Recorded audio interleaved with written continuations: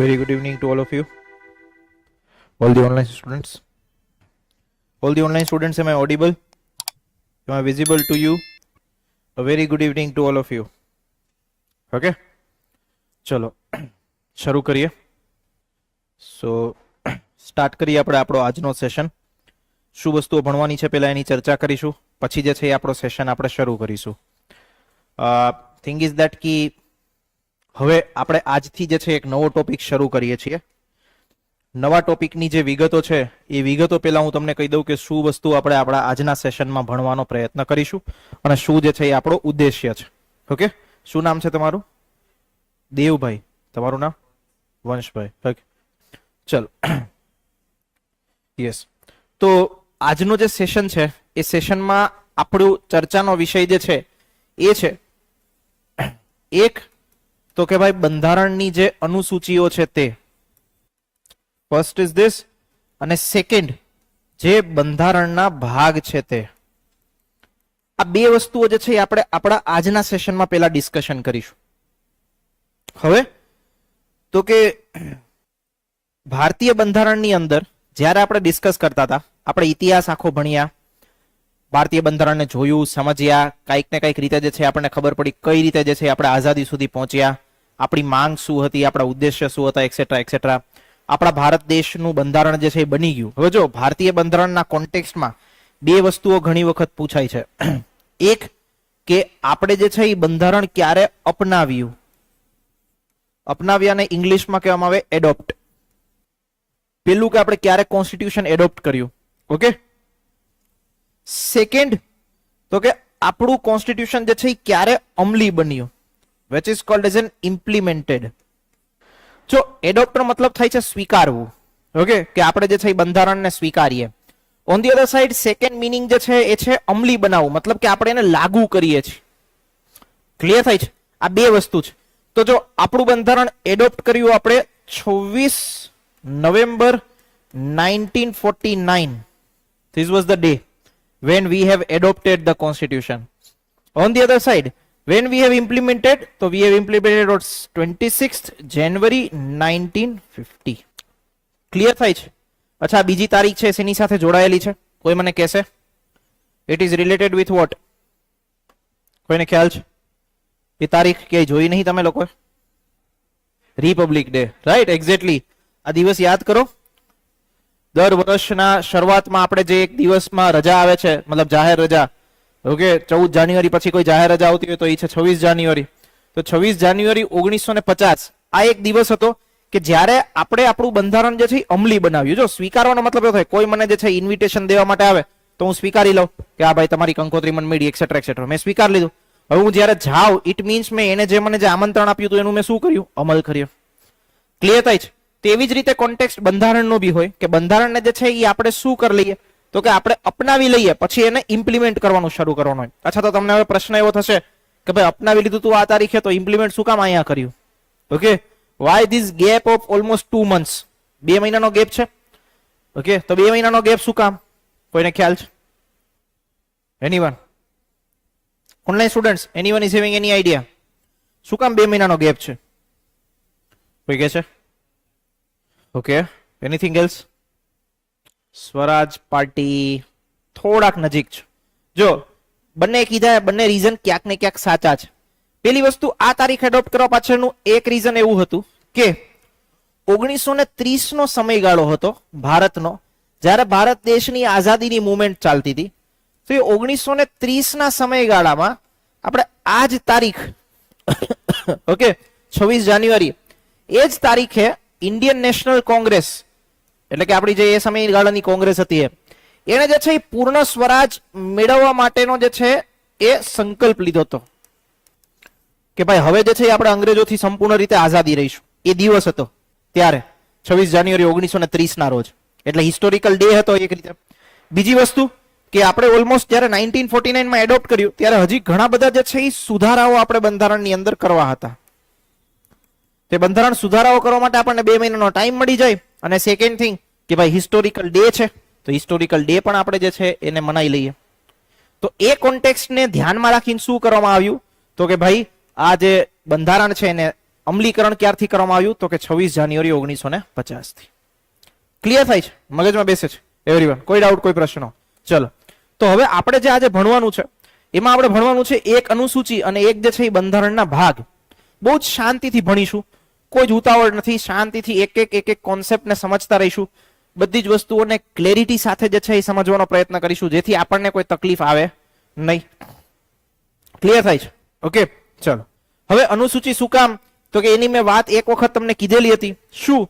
તો કે અનુસૂચિ એટલા માટે હોય કારણ કે ભાઈ બંધારણની અમુક બાબતો જે છે, બંધારણની વિગતવાર અમુક માહિતીઓ જે છે એ માહિતી તમે બંધારણની અંદર ન લખી શકો. જેમ કે મેં તમને કીધું હતું કે ભારતના રાજ્યોના નામ તો કે ક્યાં લખેલા છે, તો કે અનુસૂચિની અંદર લખેલા છે.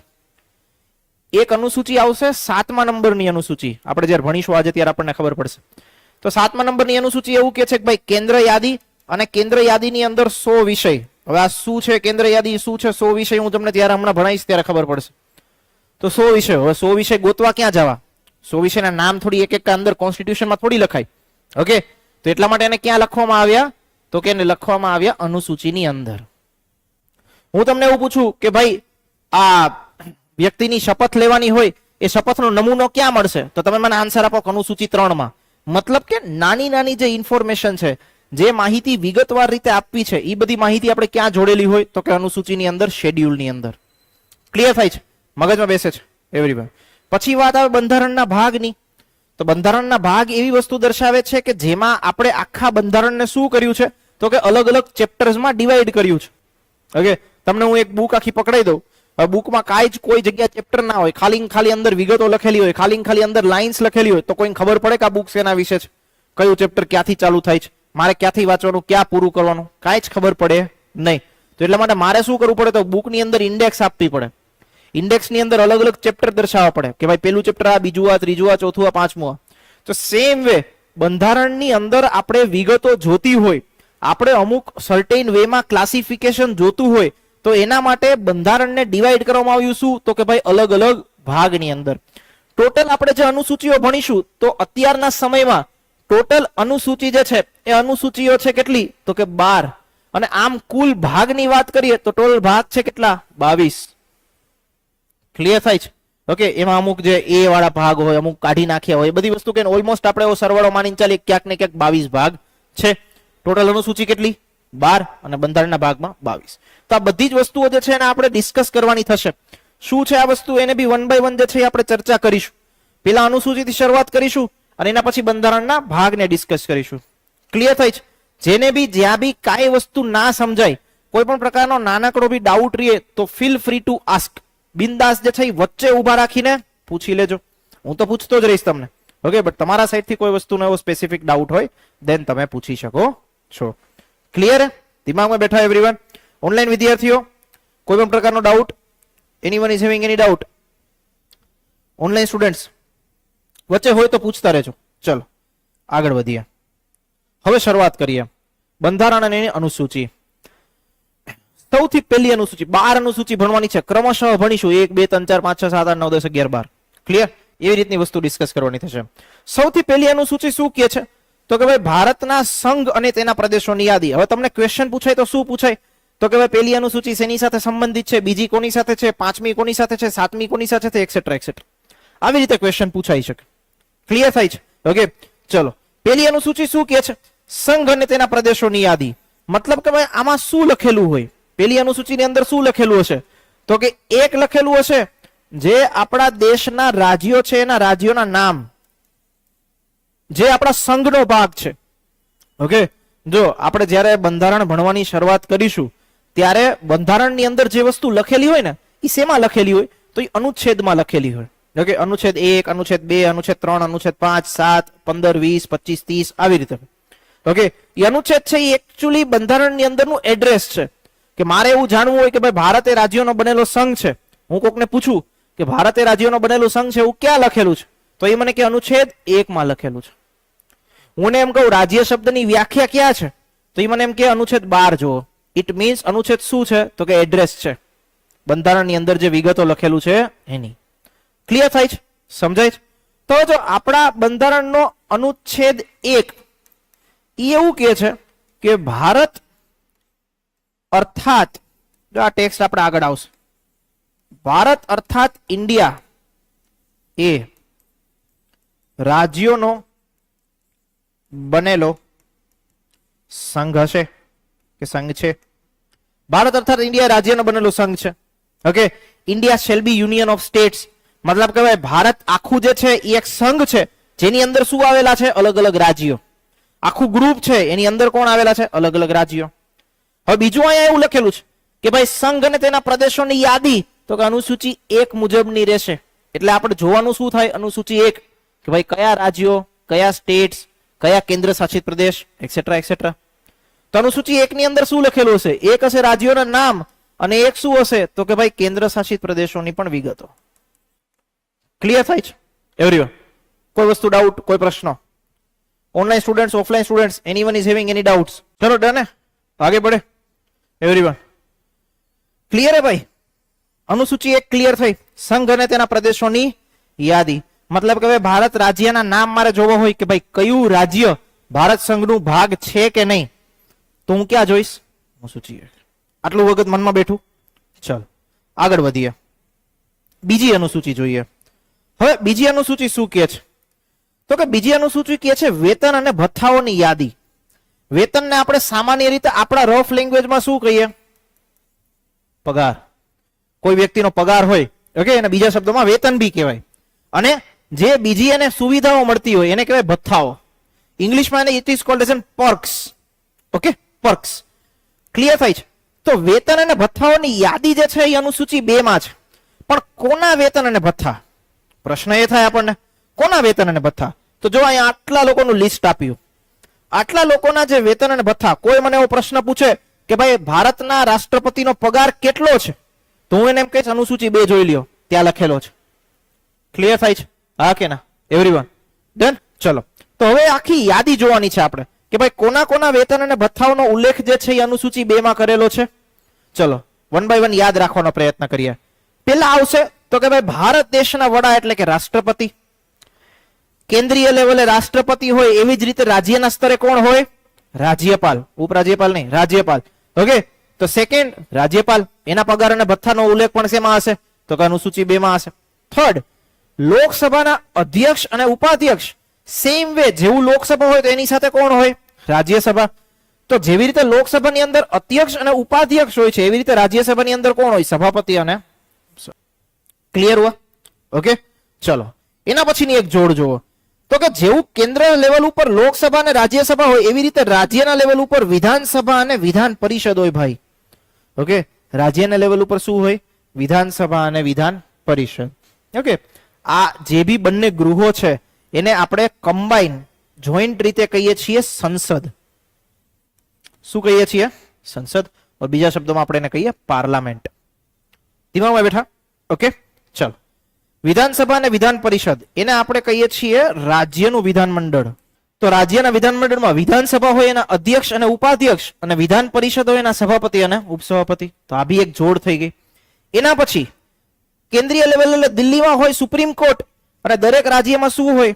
હાઈકોર્ટ. તો આ સુપ્રીમ કોર્ટ અને હાઈકોર્ટના જે જજીસ છે એ જજીસનો પગાર પણ ક્યાં લખેલો છે? તો કે અનુસૂચિ 2 માં. અને લાસ્ટ એક અધિકારી છે, ઓકે, એને કહેવામાં આવે છે સીએજી. આ સીએજી જે છે એક પદનું નામ છે અને એને ફૂલ ફોર્મ છે controller and auditor general of India, which is called as N CAG, controller and auditor general of India. તો આટલા લોકોના પગાર અને ભથ્થાની યાદી જે છે એ કેમાં છે? અનુસૂચિ 2 માં. હવે આને વન બાય વન જોડથી યાદ રાખવાનો પ્રયત્ન કરો. એક સાથે નવે નવ યાદ રહીએ નહીં. તો આપણે સિમ્પલ યાદ રાખી શકીએ. સૌથી પહેલા આવે રાષ્ટ્રપતિ, એની નીચે કોણ હોય? રાજ્યપાલ.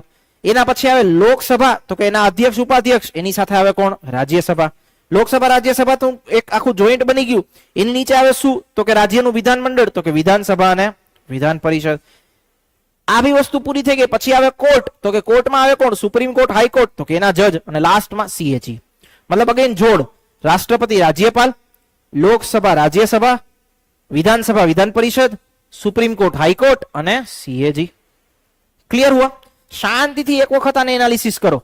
દેન આફ્ટર કોઈ બી પ્રકારનો ડાઉટ હોય તો પૂછી લો. Same with respect to the online student.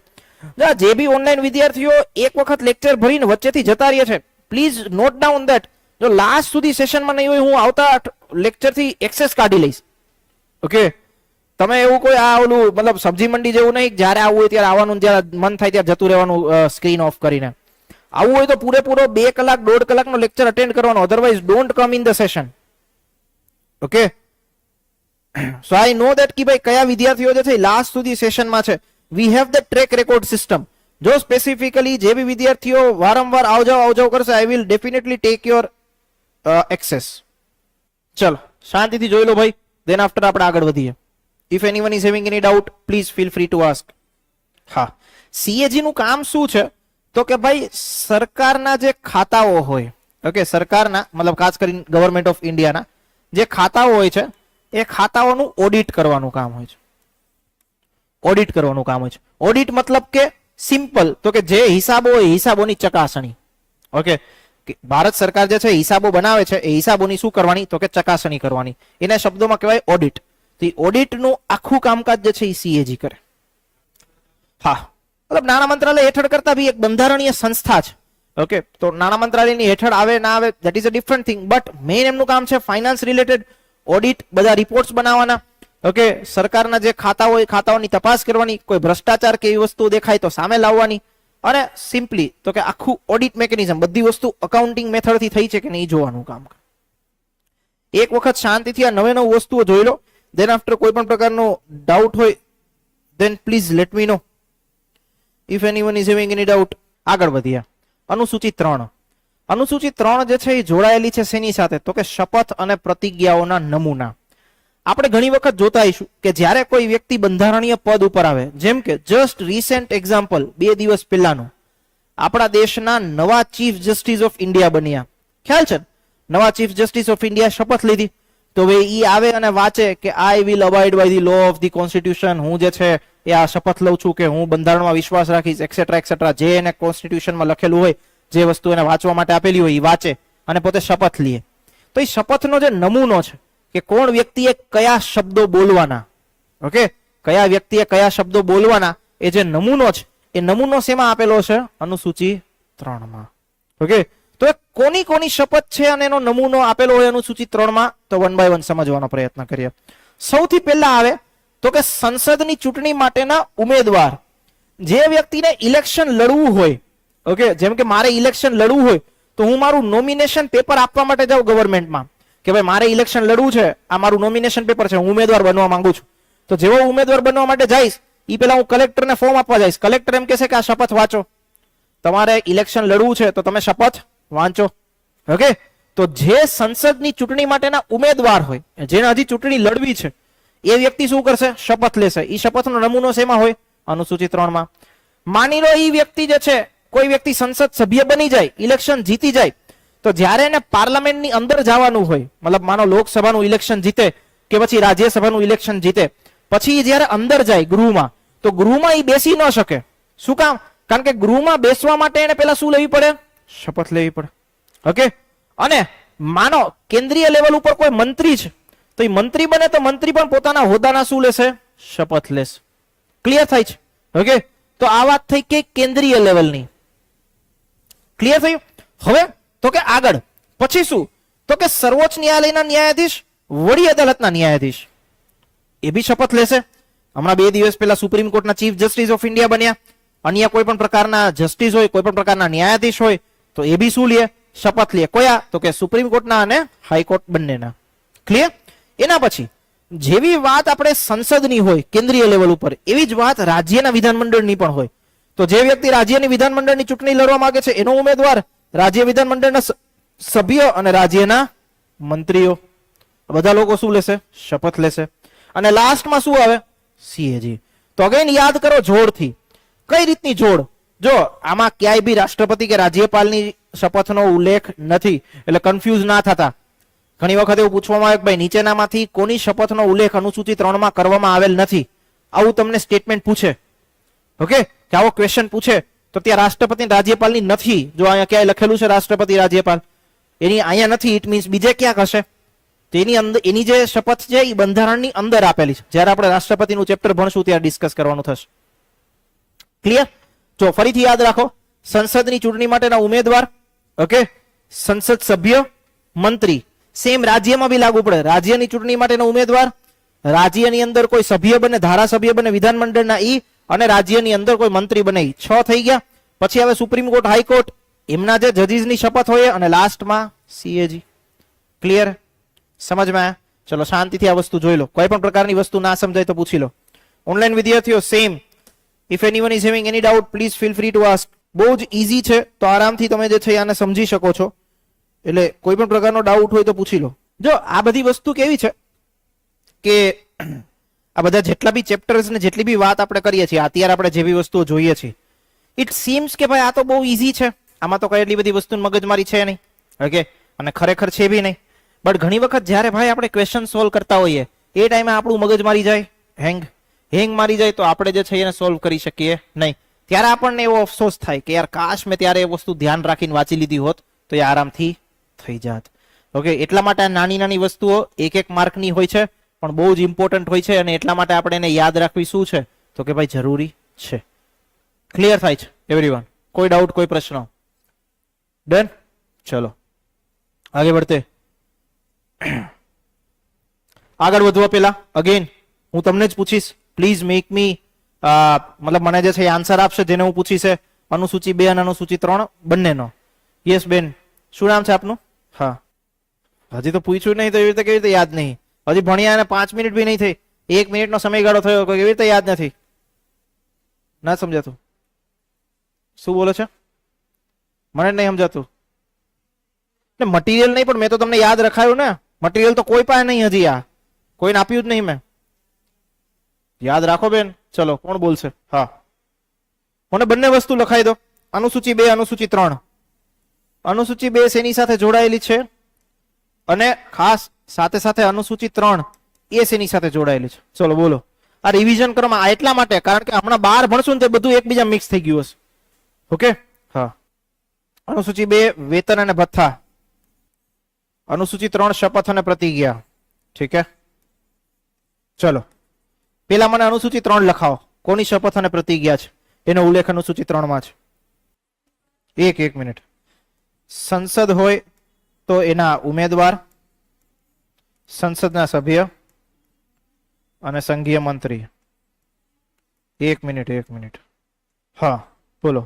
Supreme કોર્ટના ન્યાયાધીશ, 5મું હાઈકોર્ટના ન્યાયાધીશ, પછી રાજ્યના વિધાનમંડળના ઉમેદવાર, રાજ્ય વિધાનમંડળના સભ્ય, રાજ્યના મંત્રી. ચલો પછી 9મી વસ્તુ સીએજી. બેન તમે મને લખાવો કે અનુસૂચિ 2 માં કોના વેતન ને ભથ્થા? રાષ્ટ્રપતિ, રાજ્યપાલ, લોકસભાના અધ્યક્ષ, ઉપાધ્યક્ષ, પછી રાજ્યસભાના સભાપતિ અને ઉપસભાપતિ, હાઈકોર્ટ જજ, પછી સુપ્રીમ કોર્ટ જજ, પછી હા વિધાનસભા હોય એના અધ્યક્ષ, ઉપાધ્યક્ષ, વિધાન પરિષદના સભાપતિ અને ઉપસભાપતિ. ક્લિયર હે ભાઈ? દિમાગમાં બેઠા? બેન એક વખત ધ્યાનથી જુઓ આ વસ્તુને, જોરથી યાદ રાખવાનો પ્રયત્ન કરો. ઓકે, એક પ્રકારની પેર બનાવીને યાદ રાખવાનો પ્રયત્ન કરો. એમને યાદ રહેશે નહીં? રહેશે નહીં? યાદ રહે?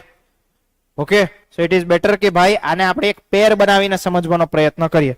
અહીંયા આપણે રાષ્ટ્રપતિ રાજ્યપાલની પેર બનાવી હતી, લોકસભા રાજ્યસભાની પેર બનાવી હતી, રાજ્યની વિધાનસભા વિધાનમંડળની પેર બનાવી હતી, હાઈકોર્ટ સુપ્રીમ કોર્ટની પેર બનાવીને સીએજી. અહીંયા આપણે સંસદની પેર બનાવી. 3 વસ્તુ: સંસદના ઉમેદવાર, સંસદના સભ્ય, સંઘીય મંત્રી. રાજ્યના વિધાનમંડળના ઉમેદવાર, રાજ્ય વિધાનમંડળના સભ્ય, રાજ્ય વિધાનમંડળના રાજ્યના મંત્રી. 6 થઈ ગયા. સુપ્રીમ કોર્ટ, હાઈકોર્ટ, જજ, લાસ્ટ સીએજી. ખતમ મેટર યાર. It's not big deal. બેન યાદ રાખો જલ્દીથી ભાઈ. 1 મિનિટ જોઈ લો. દેન આફ્ટર આપણે આગળની અનુસૂચિ ભણીએ. ચલો ભાઈ, if anyone is having any doubt બોલો. છે? આગળ વધીએ. ચલો લેટ્સ મૂવ ઓન. હવે વાત કરીએ અનુસૂચિ 4. અનુસૂચિ 4 શું કહે છે? અનુસૂચિ 4 એવું કહે છે દરેક રાજ્ય અને કેન્દ્ર શાસિત પ્રદેશ માટે રાજ્યસભાની બેઠકોની ફાળવણી. ઓકે, હવે જો રાજ્યસભા કેવું ગૃહ છે? સંસદનો જ એક પાર્ટ છે. રાજ્યસભાને બીજા શબ્દમાં એવું કહેવામાં આવે છે અપર હાઉસ. રાજ્યસભાની ચૂંટણી કેવી રીતે થાય ખબર છે? તો કે જો એક વસ્તુને આપણે સમજવાનો પ્રયત્ન કરીએ રાજ્યસભાની ચૂંટણીને, તો કે જેથી આપણને મગજમાં બેસે. આપણા રાજ્યની અંદર હોય વિધાનસભા, હા કે ના હોય? મતલબ રાજ્યની વિધાનસભા એટલે કે રાજ્યનું વિધાનમંડળ. એ વિધાનમંડળની અંદર એક ગૃહ હોય એને કહેવામાં આવે વિધાનસભા, બીજું ગૃહ હોય એને કહેવામાં આવે વિધાન પરિષદ. પણ બધા રાજ્યોમાં વિધાન પરિષદ હોય એવું જરૂરી નથી. ઓકે, ઓનલી 6 રાજ્ય એવા છે ભારત દેશની અંદર કે જેમાં વિધાન પરિષદ છે, બાકી બધામાં વિધાનસભા જ છે. તો વિધાનસભા, આપણે બધા લોકો વિધાનસભાના મેમ્બર્સને ઇલેક્ટ કરીએ દર 5 વર્ષે, જેને કહેવામાં આવે MLA, member of legislative assembly. Okay, બીજા ગુજરાતી શબ્દમાં એને કહીએ ધારાસભ્ય. ક્લિયર? ઓકે, હવે આ બધા એમએલએ જે છે એ નક્કી કરે કે કોણ રાજ્યસભાના સભ્ય બનશે. કોણ રાજ્યસભાના સભ્ય બનશે? મતલબ કે રાજ્યસભાની જે ચૂંટણી છે એ પરોક્ષ રીતે થાય. પરોક્ષ રીતે મતલબ કે આપણે કોઈ લોકો ત્યાં વોટ આપવા માટે જતા નથી. આપણે જેને મત આપીએ છીએ એ રાજ્યસભાની અંદર બીજા સભ્યોની શું કરે છે? ચૂંટણી કરે છે. ઓકે, આને કહેવાય ઇનડાયરેક્ટ ઇલેક્શન. તો રાજ્યસભાનું ઇલેક્શન ઇનડાયરેક્ટ થાય. સેકન્ડ થિંગ, રાજ્યસભાની અંદર શું હોય? તો કે ભારતના જે રાજ્યો છે એ રાજ્યોનું પ્રતિનિધિત્વ હોય. રાજ્યોનું શું હોય? પ્રતિનિધિત્વ. હવે તો કે ભાઈ બધા રાજ્યોનું પ્રતિનિધિત્વ ઇક્વલ નથી. તો રાજ્યોનું પ્રતિનિધિત્વ છે એની વસ્તીને આધારે. જેની વસ્તી વધારે એની સીટ વધારે, હા કે ના? જેની વસ્તી વધારે એની સીટ વધારે. ગુજરાતની રાજ્યસભામાં બેઠકો છે કેટલી? તો કે ભાઈ ગુજરાતની રાજ્યસભામાં જસ્ટ બેઠક છે કેટલી? 11.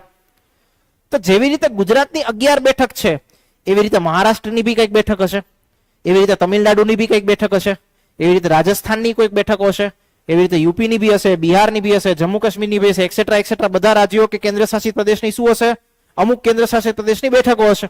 ઓકે, તો એ બેઠકોનો જે નંબર છે કે ગુજરાતની 11, મહારાષ્ટ્રની X નંબર, બિહારની Y નંબર, ઉત્તર પ્રદેશની Z નંબર, એ જે બી નંબર છે એ નંબર ક્યાં લખેલો છે? અનુસૂચિ 4 માં. તો અનુસૂચિ 4 માં એવું કીધું છે કે ભાઈ રાજ્ય અને કેન્દ્ર શાસિત પ્રદેશ માટે રાજ્યસભાની બેઠકોની ફાળવણી. કેટલી બેઠક કયા રાજ્યની રાજ્યસભાની અંદર છે એનો ઉલ્લેખ ક્યાં હોય? અનુસૂચિ 4. ક્લિયર? સેકન્ડ, અહીંયા કેન્દ્ર શાસિત પ્રદેશ લખ્યું. જો કેન્દ્ર શાસિત પ્રદેશ કેવા હોય કે જેની ઉપર સીધું કેન્દ્ર સરકાર શાસન કરે. પણ અમુક કેન્દ્ર શાસિત પ્રદેશ એવા છે, સામાન્ય રીતે કેન્દ્ર શાસિત પ્રદેશમાં વિધાનસભા હોય નહીં, વિધાનસભા ના હોય. ઓકે, કારણ કે ન્યા કોણ સીધું શાસન કરે છે? કેન્દ્ર સરકાર. એટલે ન્યા હોય.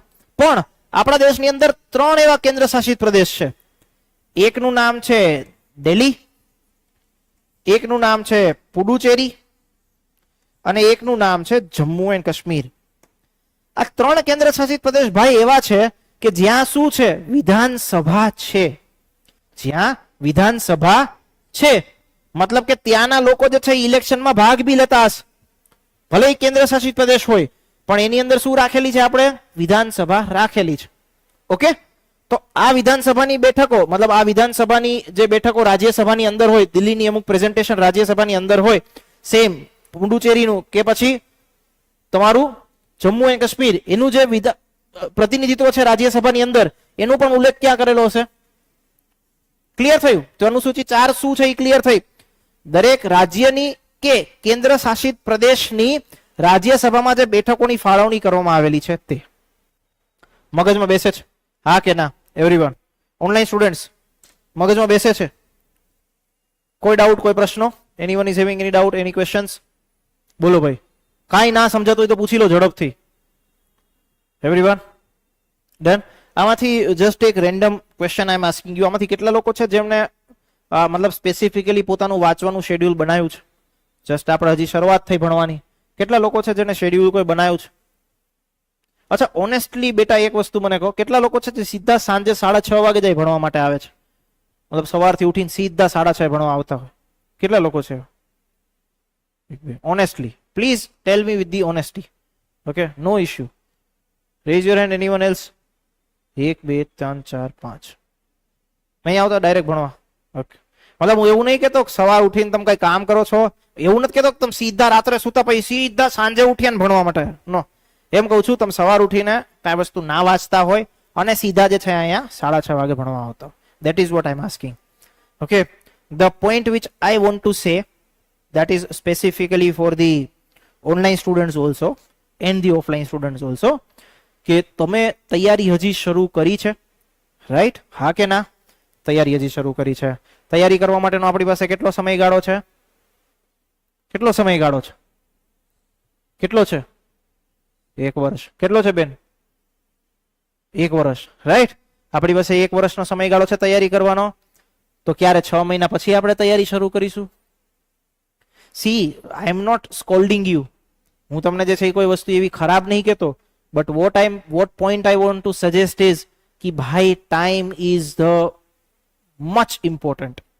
ઓકે, ઘણા લોકો જે છે એ માનો કોઈ લોકો જે છે એવી કોઈ સોશિયલ લાઈફ કે એવી વસ્તુમાં હોય કે જેમાં મેરેજ થઈ ગયા હોય, કે પછી કોઈ ઘરનું બીજું કામ હોય, કે પછી કોઈ બીજી ફાઇનાન્શિયલ રિસ્પોન્સિબિલિટી હોય, XYZ whatsoever problem you have, but the thing is that કે એક ભીડથી અલગ થવા માટે you have came here. હા કે ના? ઓકે, એક ભીડથી અલગ થવા મતલબ આ ફિલ્ડમાં તૈયારી કરવી ઇઝ નોટ ઇમ્પોર્ટન્ટ. ઓકે, તૈયારી તો બહુ જ મોટો માસ કરે છે, ખબર છે ને? બહુ જ મોટો માસ તૈયારી કરે છે. But the thing is that કે કમિટમેન્ટ ઇઝ રિક્વાયર.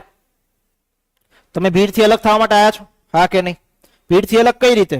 તો કે બાકીની ભીડ એવી છે કે ચાની ટપરી ઉપર આખો દિવસ સ્પેન્ડ કરે, જ્યારે જે બોલાવે ત્યારે ચા પીવા માટે જતા રહીએ, આખો દી લાઇબ્રેરીમાં બેઠા બેઠા ઇન્સ્ટાગ્રામ જોવે, ટાઈમ પાસ કરે, રીલ જોવે, ખતમ મેટર. સી, ઇન્સ્ટાગ્રામ રીલ જોવી બહુ મજા આવે, I agree with that. Okay, I am spending almost 2 to 3 hours for that. I am doing right now. I am doing. When I was studying, I was not doing. Okay, I am saying you honestly. જ્યારે જ્યાં બી સમય મળે, I will looking forward the all the feeds. Okay, આરામથી scroll કરે રાખો, ખરેખર મજા આવે. I am not denying that, but એ ટાઈમ બી હોવો જોઈએ. I have cleared the exam. After that, I am doing. Was not doing at the time when I was preparing. Okay, તો the thing is that, અને યાર એમાં 2-3 કલાક ક્યાં જાય ખબર જ નહીં પડતી, ખરેખર નહીં ખબર પડતી. એટલી અદ્ભુત વસ્તુ છે.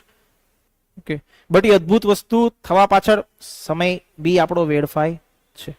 Okay, I am not saying કે ભાઈ તમે લોકો જે છે એ વસ્તુ કરો છો, but the thing is that 1 વર્ષનો જે સમયગાળો છે, 1 વર્ષના સમયગાળા પછી જો તમે તમારા જાતને એવો ક્વેશ્ચન પૂછો કે યાર કાશ મેં અહીંયા જે છે એ ટાઈમ સ્પેન્ડ ના કર્યો હોત ને વાંચી લીધું હોત, તો તમારી આખી મહેનત પાણીમાં. 1 વર્ષ પછી result, you don't know what will there. Result આપણને તો થોડી ખબર હોય યાર અત્યારથી શું હોવાનું, હે? કોઈને ના ખબર હોય result. But the thing is that one quote was there from the Shahrukh Khan. What he said કે ભાઈ અમારી પિક્ચર શુક્રવારે રિલીઝ થવાની હોય, ગુરુવારે મેક્સિમમ રાત સુધી જેટલી મહેનત થાય આઈ એમ ડુઈંગ. શુક્રવારે ઉઠીને રિઝલ્ટ મારા હાથમાં નહીં, બટ હું કોઈ દિવસ એવો પ્રશ્ન મારી જાતને નહીં પૂછતો કે કાશ મેં જે છે અહીંયા વધારે મહેનત કરી લીધી હોય. હી સેઇંગ ધેટ બસ એ લેવલ ઉપર મારથી મહેનત હવે નહીં થતી, એટલી મહેનત મેં કરી લીધી. So the same thing is that applies to us. 1 વર્ષ માટે ઇટ ઇઝ નેસેસરી કે ભાઈ બાકીની બધી વસ્તુઓને સાઈડમાં મૂકી. ઓકે, મતલબ એવું બી નહીં કે 1 વર્ષમાં તમારી લાઈફ જે છે અચાનકથી આઇઝોલેટ થઈ જવાના.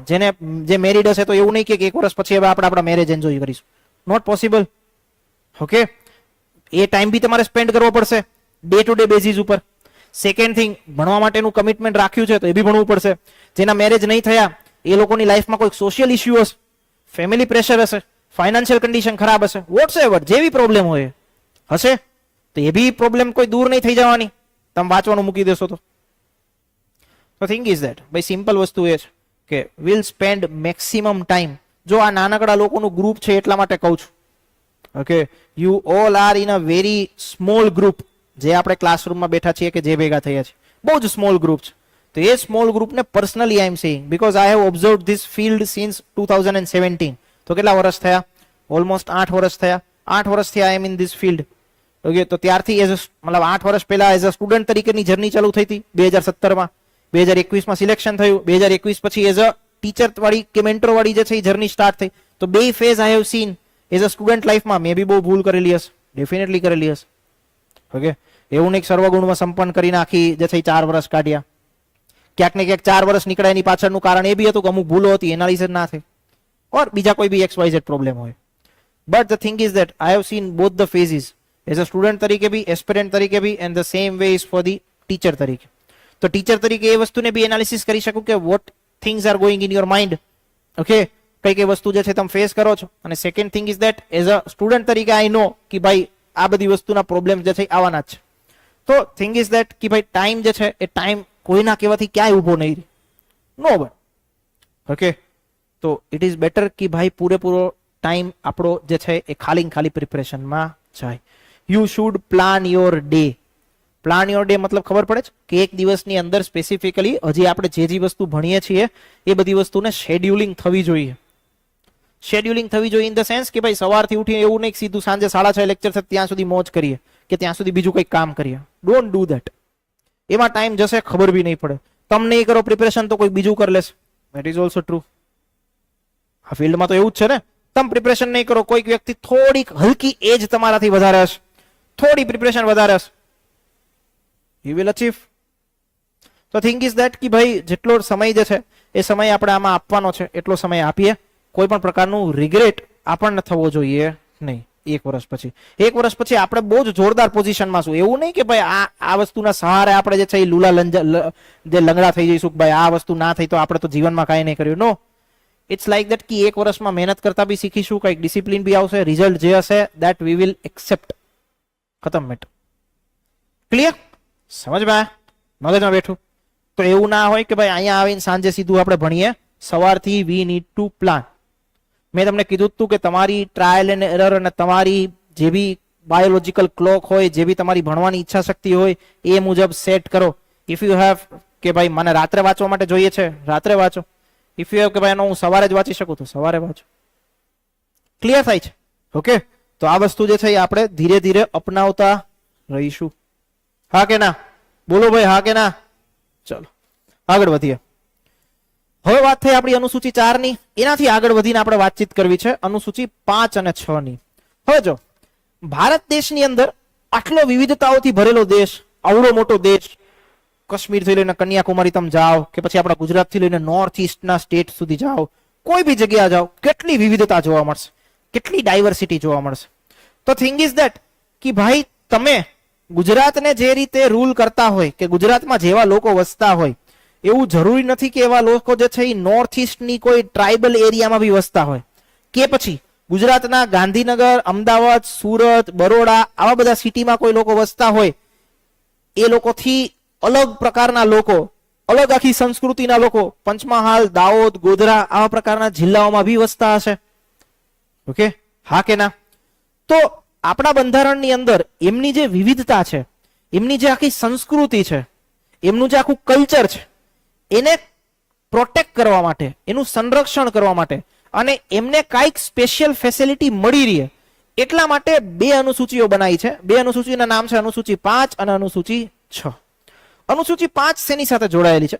તો કે અનુસૂચિત 5 જોડાયેલી છે અનુસૂચિત જાતિ અને અનુસૂચિત જનજાતિના વિસ્તારોમાં નિયંત્રણ અને વહીવટની જોગવાઈ.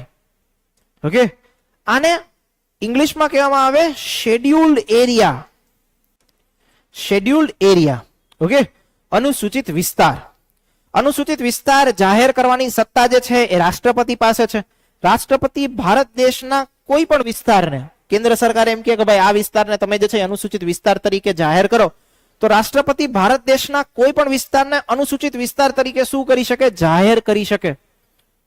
ઓકે, એમ કહી દે કે ભાઈ આ વિસ્તાર જે છે એ અનુસૂચિત વિસ્તાર, આને જે છે એ સ્પેશિયલ ફેસિલિટી આપો. કારણ કે ત્યાં જે લોકો રહે છે એ બાકીના લોકોની જેમ સમાન નથી, એમની સંસ્કૃતિ અલગ છે, એમની કંઈક અલગ વિશેષતા છે. હા કે ના? ક્લિયર થાય છે? તો આવા જે એરિયા હોય એને તમારે એક આખું લિસ્ટ બનાવવું પડે. એ આવા બધા એરિયાનું લિસ્ટ ક્યાં મળશે? અનુસૂચિ 5માં. હા કે ના? સમજમાં? ઓકે, તો અનુસૂચિ 5માં આપણને શેડ્યુલ્ડ એરિયાનું આખું લિસ્ટ મળશે. અને વસ્તુ એવું લખેલી છે કે આ જે વિસ્તારો હોય એનું નિયંત્રણ અને વહીવટ એ આખો અલગ રીતે થશે કમ્પેર ટુ બીજા અન્ય વિસ્તારો કરતા. જેમ કે ગાંધીનગર, તો ગાંધીનગરમાં તમારું વહીવટ જે છે એ બહુ વ્યવસ્થિત રીતે થાય. શું કામ? કારણ કે ઓલમોસ્ટ તમને બધા જે છે એ મોડર્ન લોકો જોવા મળે કે જે મતલબ બહારની દુનિયા સાથે જોડાયેલા છે. પણ આજની તકે બી એટલી બધી ઘણી અલગ અલગ ટ્રાઇબ છે આ જ દેશમાં કે જે લોકોએ કોઈ દિવસ માનવ સાથે સંપર્ક નહીં કર્યો, આપણા જેવા માનવ સાથે સંપર્ક નહીં કર્યો. ઓકે, એની એક સ્ટોરી છે. સ્ટોરી શું છે? અંડમાન અને નિકોબાર જે આપણા આઇલેન્ડ છે, ઓકે, આપણા અંડમાન અને નિકોબાર જે દ્વીપ સમૂહો છે, એની અંદર એક પ્રજાતિ રહે છે. પ્રજાતિનું નામ છે સેનિટલ કે સેન્ટિનલ, એવા પ્રકારની એક પ્રજાતિ છે. એ આખી એક આદિવાસી પ્રજાતિ છે. એ પ્રજાતિએ 1991 પછી જે છે એ કોઈ બી હ્યુમન કોન્ટેક્ટ કર્યો નથી, મતલબ બહારના લોકોનું. ખાલી ને ખાલી અંદરના એરિયામાં રહે છે. ઓલમોસ્ટ 50 થી લઈને 150 લોકો છે ખાલી. ઓકે, હવે એ પ્રજાતિએ કોઈ દિવસ આપણા જેવા લોકો એની સાથે સંપર્ક નહીં કર્યો. ઓકે, મતલબ એમનો હ્યુમન કોન્ટેક્ટ છે જ નહીં. એ ન્યાનની અંદર રહે છે, ત્યાંથી કોઈ દિવસ બહાર નીકળતા નહીં. સેકન્ડ થિંગ ઇઝ ધેટ ત્યાં જ એમની બધી આર્થિક પ્રવૃત્તિઓ ચાલે, ત્યાં જ જમવાનું, આ તે બધી જ વસ્તુ. હવે એ એરિયાની અંદર સામાન્ય લોકોને જવાની છૂટ નથી. ઓકે, કારણ કે એ શું કરે, જેવા આપણે કેવા કોઈ વ્યક્તિઓ એને દેખાય તો એને એમ લાગે કે આ એલિયન્સ છે અને અમારી આખી સંસ્કૃતિ છે એની ઉપર આ જોખમ છે, તો એ શું કરી નાખે, સીધા મારી જ નાખે. આવો એક કિસ્સો અમેરિકાના એક ફોટોગ્રાફર સાથે થયેલો. એ ફોટોગ્રાફર જે છે ત્યાં એ લોકોને મળવા માટે ગયેલો. એમને એમ થયું કે હું રિસર્ચ કરું, વાતચીત કરું, એક્સેટ્રા એક્સેટ્રા. જેવો એન્ટર થયો એ ભેગો ઓલા લોકોએ બાણ છોડીને માર નાખ્યો. ઓકે, એન્ટર થવાની બી છૂટ નથી, ક્યાંક ને ક્યાંક ઇલીગલી જ ગયો છે, કારણ કે સરકારે ના જ પડી છે કે એ એરિયામાં નહીં જવાનું. ઓકે, સરકારે નિયંત્રણ રાખ્યો છે. તો એવા બધા એરિયા કે જેને આપણે શેડ્યુલ્ડ એરિયા કહીએ, એની આખી નિયંત્રણની જોગવાઈ અને એવા એરિયાઓનો ઉલ્લેખ જે છે એ શેમાં હશે? તો કે ભાઈ અનુસૂચિ 5 ની અંદર હશે. ક્લિયર થાય છે? હા કે ના એવરીવન? સમજમાં? ચલો, હવે એનાથી આગળ અનુસૂચિ 6 જોઈએ. અનુસૂચિ 6 શું લખેલું છે? તો કે કાંઈક અનુસૂચિ 5 જેવી જ વસ્તુ પણ થોડીક અલગ. તો કે અનુસૂચિ 6 માં એવું છે, આસામ, મેઘાલય, ત્રિપુરા, મિઝોરમ, આ 4 રાજ્યોના નામ યાદ રાખવા જરૂરી છે. એના માટેનું એક વસ્તુનું કામ સોંપું છું તમને. એ કામ જે છે આજે તમારા બધા લોકોએ કરવાનું છે. આ લેક્ચરની બહાર જ્યારે દરવાજોની બારે પગ મૂકો ત્યારથી આ 4 રાજ્યોનો નામનો જાપ કરવાનો શરૂ કરવાનો છે. રીઝન કે આ 4 રાજ્યોના નામ યાદ રહેતા નહીં. ઓકે, પછી ભૂલાઈ જાય છે. તો યાદ કન્ટિન્યુ રાખવાનું. આસામ, મેઘાલય, ત્રિપુરા, મિઝોરમ. આસામ, મેઘાલય, ત્રિપુરા, મિઝોરમ. આ 4 રાજ્યોના જે નિયંત્રણ અને વહીવટની જોગવાઈ છે, સેમ લાઈક શેડ્યુલ્ડ એરિયા, તો એ જોગવાઈ ક્યાં છે? તો કે અનુસૂચિ 6 માં. હવે જો આ 4 જે રાજ્યો છે એ રાજ્યોની અંદર એક વ્યવસ્થા છે. એ વ્યવસ્થાને શું કહેવામાં આવે છે? તો કે વ્યવસ્થાને કહેવામાં આવે છે ADC, that is called as an autonomous district council. Okay, it's called as an autonomous district council. Autonomous district council, ADC. આ ADC શું છે? તો કે અહીંયા જે છે આ વિસ્તારો, આસામ, મેઘાલય, ત્રિપુરા, મિઝોરમ, એના જે વિસ્તારો છે ત્યાં ઓટોનોમસ ડિસ્ટ્રિક્ટ કાઉન્સિલ જોવા મળે.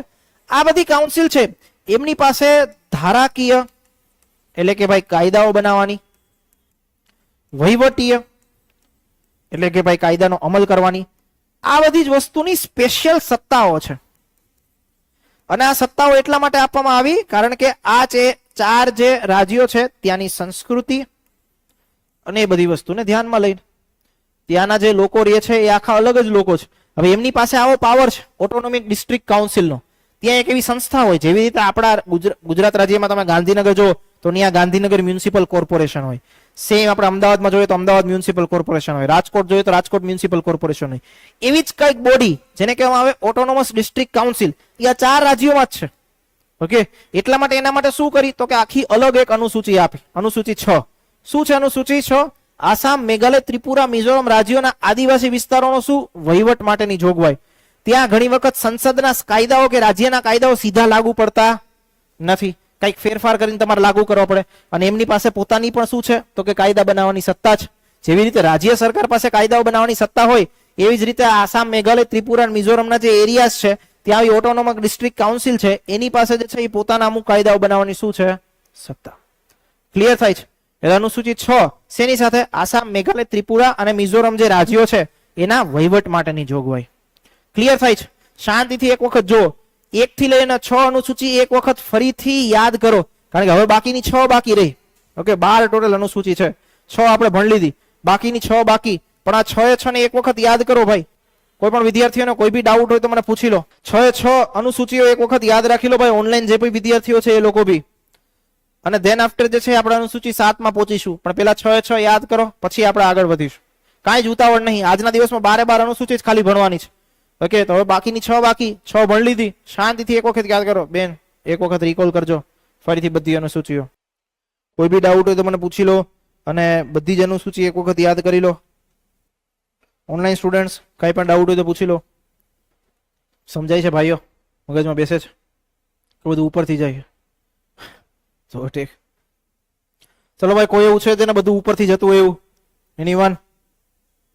કોઈ એક્સેપ્ટ કામ કરે નહીં? ચાલ,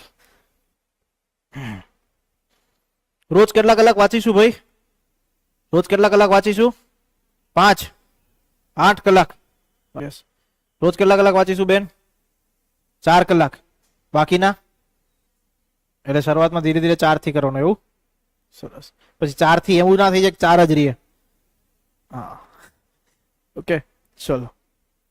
બટ થિંગ ઇઝ ધેટ ભાઈ એક વસ્તુ વધારે મેટર કરશે. It's what about the consistency. રોજ વાંચવાનું. એવું નહીં કે એક દી મોજ પડી તો 12 કલાક વાંચી લીધું, પછી બીજે દી આખો દી ઉતાર્યા. તો every day will do this. Clear? ચલો આગે बढ़े. Let's move on. હવે વધી અનુસૂચિ 7 ઉપર. જો અનુસૂચિ 7 શું છે? સિમ્પલ 3 યાદીઓ આપેલી છે. યાદીઓ શેની? તો કે આપણા દેશની અંદર કયા વિષય ઉપર કોણ કાયદો બનાવશે એ હંમેશા મોટો પ્રશ્ન રહેતો હોય કે ભાઈ આની ઉપર કેન્દ્ર સરકાર કાયદો બનાવી શકે કે રાજ્ય સરકાર કાયદો બનાવી શકે. તો એના માટે આપણા બંધારણે જે છે એ સ્પષ્ટ વાત જે છે એ બંધારણની અંદર લખી દીધી. એક આખી વિષયોની સૂચિ આપી દીધી કે ભાઈ મારો બેન્કિંગ નામનો વિષય છે તો એની ઉપર કાયદો કોણ બનાવશે. આપણો ડિફેન્સનો શબ્દ છે કે ડિફેન્સની વાત છે તો એની ઉપર કાયદો કોણ બનાવશે. એગ્રીકલ્ચર છે તો એની ઉપર કાયદો કોણ બનાવશે. શિક્ષણ છે તો એની ઉપર કાયદો કોણ બનાવશે. તો આવા બધા વિષયો આઈડેન્ટિફાય કર્યા અને એ વિષયોને 3 યાદીની અંદર વેચી દીધા. 3 યાદીના નામ શું છે? તો કે પહેલી યાદી આવે તમારી કેન્દ્ર યાદી, બીજી યાદી આવે તમારી રાજ્ય યાદી, ત્રીજી આવે સંયુક્ત યાદી અથવા બીજા શબ્દોમાં એને કહેવામાં આવે છે સમવર્તી યાદી. ક્લિયર છે? આવી 3 યાદીઓનો ઉલ્લેખ કયા ભારત સરકાર અધિનિયમમાં હતો? હા, જોયું? આને કહેવાય રિલેટ કરવું. ઓકે, ભારત સરકાર અધિનિયમ 1935 એમાં જે છે આવી 3 યાદીઓનો ઉલ્લેખ છે. ત્યાંથી જે કન્સેપ્ટ આપણે ઉઠાયો છે. ક્લિયર હો? ઓકે, હવે વાત કરીએ યાદીની. જો કેન્દ્ર યાદી છે એની ઉપર કાયદો બનાવવાની સત્તા કોની? કેન્દ્ર સરકારની. રાજ્ય યાદી છે એની ઉપર કાયદો બનાવવાની સત્તા કોની? રાજ્ય સરકારોની. સમવર્તી યાદી કે સંયુક્ત યાદી છે એની ઉપર કાયદો બનાવવાની સત્તા કોની? બંનેની. કેન્દ્ર અને રાજ્ય બંનેની. તો હવે પ્રશ્ન એ થાય ભાઈ કે આ 3 યાદી તો તમે બનાવી દીધી, પણ આ 3 યાદીમાંથી એક યાદીમાં કોઈ વિષય ન હોય તો એની ઉપર કાયદો કોણ બનાવશે? બહુ મોટો પ્રશ્ન. હા કે ના? એવું થોડી હોય કે યાર આટલા યાદીના આટલા વિષય લખ્યા એની અંદર આખી દુનિયાના બધા વિષય આવી ગયા, કાંઈક તો છૂટી ગયું હોય છે. તો એની પર કોણ કાયદો બનાવશે? બોલો? કોઈ નહીં. Supreme court. સુપ્રીમ કોર્ટનું કામ કાયદા બનાવવાનું છે જ નહીં ભાઈ. કેન્દ્ર સરકાર. થોડા નજીક છો જવાબની. જવાબ આવે સંસદ. જે વિષયનો ઉલ્લેખ 3 માંથી એક યાદીમાં ન હોય એવા વિષયોને કહેવાય અવશિષ્ટ વિષયો. In English it is called as residuary power, કે જે 3 માંથી એક યાદીમાં નથી. હવે જો આપણું બંધારણ તો 1950માં આપણે અમલ કરી દીધું. ઓકે, આપણે 2025માં છીએ, તો જે આપણા બંધારણના નિર્માતાઓ હતા એને એવું ના ખબર હોય કે ભાઈ આ દુનિયાના બધા વિષયો જે છે ને આપણે આ 3 યાદીમાં મૂકી દઈએ, બાકી બી રહી જાય. તેમણે શું કીધું કે ભાઈ માનો 3 યાદીમાંથી એક યાદીમાં કોઈ વિષય નથી તો એ શેમાં હશે? એની ઉપર કાયદો કોણ બનાવશે? સંસદ. ક્લિયર? બહુ ક્લિયર કટ વાત. હવે તો કે કઈ યાદીમાં કેટલા વિષયો છે? તો કે જો એક હોય મૂળ યાદી અને એક હોય અત્યારે હાલની યાદી. મૂળ યાદી મતલબ કે જ્યારે આપણું બંધારણ બન્યું ત્યારે. હાલની યાદી મતલબ કે કઈક નાના મોટા બંધારણીય સુધારા કરીને આપણે કઈક વસ્તુ એડ કરી હોય કે કાઢી બી નાખી હોય. તો જો કેન્દ્ર યાદી છે એમાં મૂળ બંધારણમાં 97 વિષય હતા, 97. હાલમાં કેટલા છે? તો કે 100. તો તમને એમ થાય 3 આવ્યા ક્યાંથી? તો કે ભાઈ આપણે બંધારણમાં ઉમેરો કરી શકીએ. ઓકે, તો ઉમેરો કરવામાં આવ્યો હોય. ઓકે, એડિશન કરવામાં આવ્યું હોય. એમ લાગે કે ભાઈ આ વિષયો નવા એડ કરવા જેવા છે તો એને શું કરી દીધા હોય? યાદીમાં અપડેટ કરી દીધા હોય. ક્લિયર? રાજ્ય યાદી. રાજ્ય યાદીમાં મૂળ બંધારણમાં 66 વિષય હતા. અત્યારે કેટલા છે? તો કે ભાઈ અત્યારે છે 61. તો મતલબ 5 ઓછા થયા. ઓકે, 5 સબ્જેક્ટ્સ વર રિડ્યુસ્ડ. ઓકે, ઓછા થયા. હવે તો કે સંયુક્ત યાદી. મૂળ બંધારણમાં કેટલા હતા? 47 વિષય. હાલમાં કેટલા છે? 52. કેટલા એડ થયા? 5. તો કે ભાઈ સિમ્પલ છે, અહીંયાથી જે 5 વિષયો ઓછા કર્યા એના અહીંયા શું કર્યા? ટ્રાન્સફર. ઓકે, તો હવે એ પ્રશ્ન પૂછાય છે કે રાજ્ય યાદીમાંથી સંયુક્ત યાદીમાં જે 5 વિષયો સ્થળાંતરિત કે ટ્રાન્સફર કરવામાં આવ્યા એ કયા બંધારણીય સુધારા દ્વારા કરવામાં આવ્યા? તો જવાબ છે 42મો બંધારણીય સુધારો, 42nd constitution amendment act 1946, not 46, 76. Okay, 1976. Okay, 42મો બંધારણીય 1976.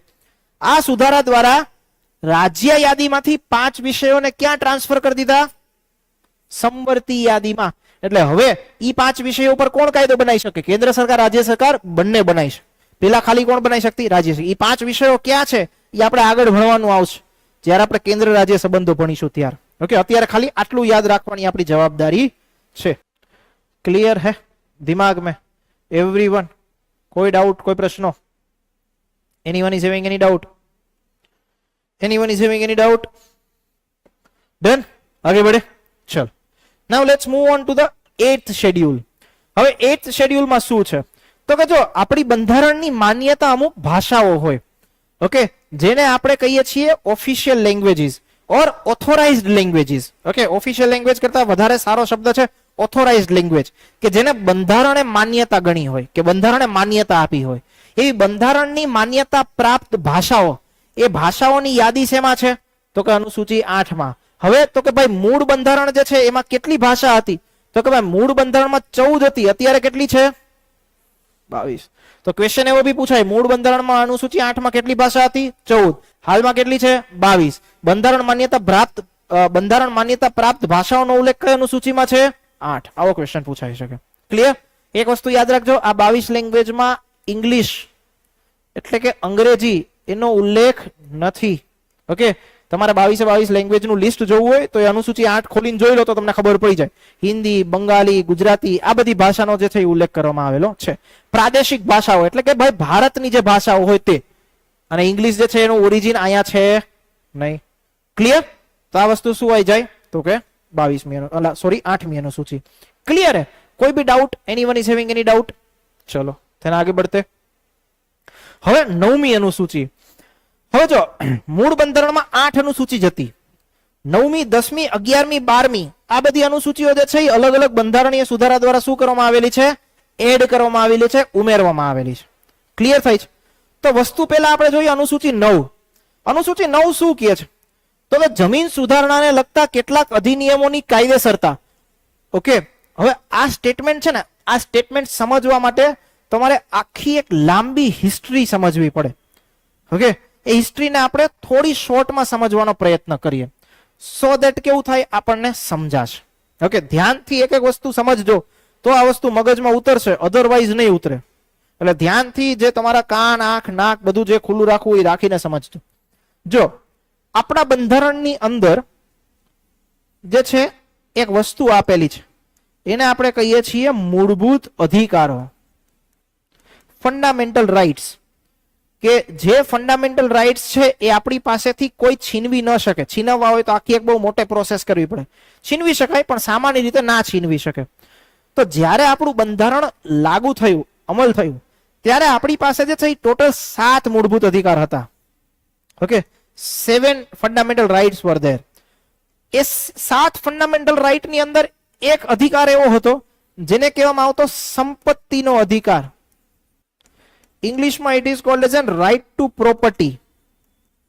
Right to property. ઓકે, સંપત્તિનો અધિકાર જે છે એક અધિકાર હતો. આનો મતલબ શું થાય સંપત્તિના અધિકારનો? તો કે એનો મતલબ એવો થાય કે કોઈ બી વ્યક્તિ છે, કોઈ પણ વ્યક્તિ એ સંપત્તિનું, સંપત્તિ એટલે જમીન હોય આ તે કોઈ બી બાબત, એ સંપત્તિનું ખરીદી કરી શકે, વેચાણ બી કરી શકે, અને સંપત્તિ જે છે એનું સંગ્રહ એટલે સંપાદન પોતે પોતાની પાસે રાખી બી શકે. કે ભાઈ મારે જમીન લઈને રાખી દીધી, મારે એની ઉપર કાંઈ નહીં કરવું, આવું વસ્તુ કરી શકે. ક્લિયર? ઓકે, તો સંપત્તિનો એક મૂળભૂત અધિકાર હતો. હવે હું જયારે તમને કહું છું કે સંપત્તિનો મૂળભૂત અધિકાર હતો, ઇટ મીન્સ પેલા હતો, અત્યારે નથી. ઓકે, પણ એ સ્ટોરી સમજવા જેવી છે. હવે સિચ્યુએશન શું થતી તમે સમજો. 1950માં ભારત દેશ ઓલમોસ્ટ જે છે એ બંધારણ પોતાનું અમલમાં મૂકે છે. સિચ્યુએશન તો આપણને ખબર પડી ગઈ હતી કે ભાઈ 1947 થી આપણા દેશમાં કંઈક ને કંઈક પ્રોબ્લેમ ચાલે છે, કારણ કે આટલા વર્ષો સુધી આર્થિક શોષણ જે બ્રિટિશરોએ આપણું કર્યું એનાથી ત્રસ્ત થઈ ગયા હતા લોકો. ઓકે, અને દેશ ગરીબીમાં પૂરેપૂરો ડૂબેલો હતો. સરકાર પાસે બહુ બધા નવા નવા ચેલેન્જીસ કે આપણા દેશમાં એ સમયગાળા દરમિયાન તમે વિચાર કરો, આજની તકે બી તો એ સમયગાળા દરમિયાન તો સિચ્યુએશન કેવી હશે. આજના સમયે આપણા દેશમાં 60% વસ્તી જે છે એ શેની ઉપર આધારિત છે? કૃષિ ઉપર, એટલે કે ખેતી ઉપર. ક્લિયર છે? હા કે ના? એ સમયગાળા દરમિયાન પણ બહુ જ મોટા પ્રમાણમાં વસ્તી જે છે શેની ઉપર આધારિત હતી? ખેતી ઉપર કે કૃષિ ઉપર. હવે કૃષિ તમારે કરવી હોય તો એના માટે જોઈએ શું? જમીન જોઈએ ને. પેલા તો ટ્રેક્ટર હોય તો ક્યાં રોડ ઉપર થોડી ફેરવું? ઓકે, જમીન તો જોઈએ મારે. તો જમીન જે છે એ બેઝિક રિક્વાયરમેન્ટ. હવે પ્રોબ્લેમ શું થતો એ વિચારો. વ્યક્તિ પાસે એનો સંપત્તિનો અધિકાર છે. જે શ્રીમંત લોકો હોય, બહુ જ અમીર લોકો હોય, ખેડૂતોમાં બી એ કેટેગરી હોય, એવું ના હોય બધા ખેડૂતો ગરીબ જ હોય. ઓકે, અમુક ખેડૂતો જે છે એ સુપર અમીર લેવલના હોય. ઓકે, ગર્ભ શ્રીમંત બી હોય, ઘણી વારસામાં બી એટલી જમીનો મળી હોય, એક્સેટ્રા એક્સેટ્રા બધું હોય. તો માનો કોઈ લોકો જે છે એ બહુ જ શ્રીમંત છે, એની પાસે ખૂબ પૈસો છે, તો એ જમીન ખરીદે જ રાખશે, ખરીદે જ રાખશે, ખરીદે જ રાખશે. એને શું કરવાનું? જમીન બસ લઈ રાખવાની, ઇન્વેસ્ટમેન્ટ માટે મૂકી દેવાની, કઈ ખેતી વેતી કરવાની નહીં. હવે આના લીધે સિચ્યુએશન શું થતી? તો કે બે વર્ગ ઉભા થયા. એક કે જેની પાસે બહુ જ મોટા પ્રમાણમાં જમીન છે, અને એક કે જેની પાસે જમીન જ નથી. ઓકે, પણ સામે 60% વસ્તી તો શેની ઉપર આધારિત? કૃષિ ઉપર. આ 60% માંથી માનો 20% વસ્તી એવી હશે કે ભાઈ જેની પાસે બહુ જ જમીન છે, પણ 40% તો એવી હતી કે જેની પાસે જમીન જ નહોતી ખેડૂત કે કૃષિ કરવા માટે. એને શું કરવું પડતું? બીજાની જમીન ઉપર ખેતી કરે, ભાડાઓમાં ખેતી કરે, ગુલામ બને, શોષણ થાય, એક્સેટ્રા એક્સેટ્રા બધું. તો સરકારનો એક ઉદ્દેશ્ય હતો, ભારત સરકારનો, કે ભાઈ આપણે જે છે એ શું કરીએ? તો કે આપણે કરીએ જમીન સુધારા. બીજા શબ્દોમાં એને કહેવામાં આવે લેન્ડ રિફોર્મ્સ. આપણે કરીએ જમીન સુધારા. જમીન સુધારા કરી અને આપણે એવું કરી દઈએ, મતલબ એક કાયદો બનાવીએ. ચલો આપણે એક કાયદો બનાવીએ, ટોચ મર્યાદા. ટોચ મર્યાદાનો મતલબ શું થાય? તો કે ભાઈ એક હદથી વધારે તમે જમીન રાખી શકશો નહીં. સરકારે આવો કાયદો બનાવ્યો કે તમે એક હદથી વધારે જમીન રાખી શકશો નહીં. પણ એ સમયગાળા દરમિયાન એ ખ્યાલ નહોતો કે ભાઈ સંપત્તિનો અધિકાર તો મૂળભૂત અધિકાર છે, મૂળભૂત અધિકારની વિરુદ્ધ તમે કાયદા ન બનાવી શકો. એવી વસ્તુ આપણા બંધારણમાં લખેલી છે. શું? તો કે ભાઈ મૂળભૂત અધિકારની વિરુદ્ધમાં કે જે મૂળભૂત અધિકારનું હનન કરતા હોય એવા કાયદા બનાવી શકાય નહીં. એવા કાયદા બનાવી શકાય. ક્લિયર થાય છે? એવા કાયદા ના બનાવી શકાય જે મૂળભૂત અધિકારનું શું કરતા હોય? ઉલ્લંઘન. તો સરકારે એવો કાયદો બનાવ્યો કે કોકની જમીન જે છે એની ટોચ મર્યાદા આપણે નક્કી કરી દઈએ, એક હદ સુધી જે જમીન રાખી શકે. તો એ શું થયું? મૂળભૂત અધિકારનું હનન થયું, મૂળભૂત અધિકારથી વિરુદ્ધ થયું. તો જેવા કાયદા સરકાર આવા બનાવે એ ભેગો એ વ્યક્તિ સુપ્રીમ કોર્ટમાં જઈને એમ કહે કે સરકારે મારો મૂળભૂત હક છીનવી લીધો. મારો હક તો સંપત્તિ રાખવાનો છે, સરકારે મારી પાસેથી સંપત્તિ રાખવાનો શું છીનવી લીધો? હક છીનવી લીધો. તો સરકારના બહુ ઇસ્યુ આવતો. હવે જો સરકાર શું કામ આવા કાયદા બનાવતી હતી? કારણ કે એને જેની પાસે જમીન નથી એને શું આપવી હતી? જમીન. ક્લિયર થાય છે? જેની પાસે જમીન નથી, કારણ કે તમે વિચાર કરો યાર, શ્રીમંતો જ બધી જમીન લેતા જશે તો જેની પાસે જમીન નથી એ શું કરશે? હા કે ના? ખેતી કરતા તો એને આવડે છે પણ એની પાસે જમીન જ નહીં. તો સરકારનો ઉદ્દેશ્ય એવો હતો કે ભાઈ આપણે જે છે એ ટોચ મર્યાદા કરી, જેની પાસે જમીન નથી એને શું કરીએ? જમીન આપવાનો પ્રયત્ન કરીએ. This was the intention of government. પણ આ ઇન્ટેન્શન શેના વિરુદ્ધ હતો? મૂળભૂત અધિકારના વિરુદ્ધ હતો. તો લોકો સીધા જતા કોર્ટમાં. એવી એક પ્રોવિઝન છે, જો મારો મૂળભૂત અધિકારનું હનન થાય ને તો હું સીધો કોર્ટમાં જઈ શકું, સીધો સુપ્રીમ કોર્ટમાં જઈ શકું. સુપ્રીમ કોર્ટના બારણા ખટખટાવીને એવું કહું કે આ સરકારને રોકો તો મારો મૂળભૂત અધિકાર જે છે એ છીનવે છે. તો સરકાર જ્યારે જ્યારે આવા કાયદા બનાવતી તો કોર્ટ ના પાડતી હતી કે ભાઈ આવો કાયદો ન હાલે, આ સંપત્તિના મૂળભૂત અધિકારનું હનન કરે છે. સરકારને બહુ ઇસ્યુ આવ્યો. એક દિવસ સરકારનો મગજ ગયો, ઓકે, એ કે યાર આપણે ખેડૂતો માટે સારું ઈચ્છીએ છીએ, આપણે એના માટે જમીન સુધારા કરવા છે, આપણે એને જમીન આપવી છે, પણ આજે સંપત્તિનો અધિકાર છે જે બધી જગ્યાએ શું કરે છે? નડે છે આપણને. તો સરકારે શું કર્યું? સરકારે એક આઈડિયા અપનાવ્યો. સરકારે આઈડિયા એવો અપનાવ્યો કે આપણે એક કામ કરીએ, આપણે 9મી અનુસૂચિ જે છે એ એક 9મી અનુસૂચિ બનાવીએ. જે કાયદાને, સરકારનો જે કાયદો છે એ કાયદાને હું જો 9મી અનુસૂચિની અંદર લખી દઉં મતલબ હું 9મી અનુસૂચિની અંદર વર્ગીકૃત કરી દઉં તો ઈ જે છે એ મૂળભૂત અધિકારનું હનન ગણાશે નહીં. સેકન્ડ, ઈ કાયદાને કોઈ કોર્ટમાં જઈને પડકારી શકશે નહીં. આવો સરકારે રસ્તો અપનાવ્યો. તો અહીંયા એવું કીધું જમીન સુધારણાને લગતા કેટલાક અધિનિયમોની શું કાયદેસરતા, કે બધા અધિનિયમો કાયદેસર ગણાશે ભલે ઈ મૂળભૂત અધિકારનું શું કરતા હોય, હનન કરતા હોય. અને બીજી વસ્તુ, મારા જેવા મૂળભૂત અધિકારનું હનન થાય ને હું સીધો સુપ્રીમ કોર્ટમાં પહોંચી જાઉં, પણ માનો સરકાર એવું લખી જ દે કે ભાઈ માનો કોઈ વ્યક્તિના આવા મૂળભૂત અધિકારનું હનન થાય છે તો પણ ઈ કોર્ટમાં જઈ શકશે નહીં. તો જેવો ઈ કોર્ટમાં જઈને એમ કે સરકારે મારો હક છીનવ્યો, સરકાર એમ કે ભાઈ જો અમે લખ્યું છે કે તું કોર્ટમાં જઈ શકીશ. ક્લિયર થાય છે? તો આવા જમીન સુધારણાને લગતા જે કાયદાઓ છે એ કાયદાઓની કાયદેસરતા નક્કી કરવા માટે 9મી અનુસૂચિ દાખલ કરી.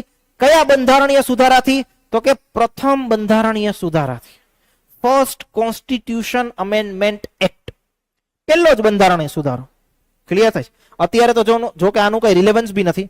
એ જ્યારે આપણે સુપ્રીમ કોર્ટની અંદર કેસીસ ભણીશું કે ફંડામેન્ટલ રાઇટનું ચેપ્ટર ભણશું ને ત્યારે આપણને ખબર પડશે કે આનો મતલબ શું છે. અત્યારે ખાલી આપણે યાદ શું રાખીએ તો કે જમીન સુધારણાને લગતા કેટલાક અધિનિયમોની કાયદેસરતા. ક્લિયર થાય છે એવરીવન? કોઈ બી doubt? Online student, anyone is having any doubt? Anyone is having any doubt? બોલો ભાઈ, કોઈ ડાઉટ? સમજમાં? ડન? આગળ વધીએ. તો 9 અનુસૂચિ આપણે ભણીએ, છેલ્લી 3 બાકી રહી. હવે વાત આવે છે 10મી અનુસૂચિ. 10મી અનુસૂચિ શું છે? 10મી અનુસૂચિ છે પક્ષાંતર વિરોધી કાયદો.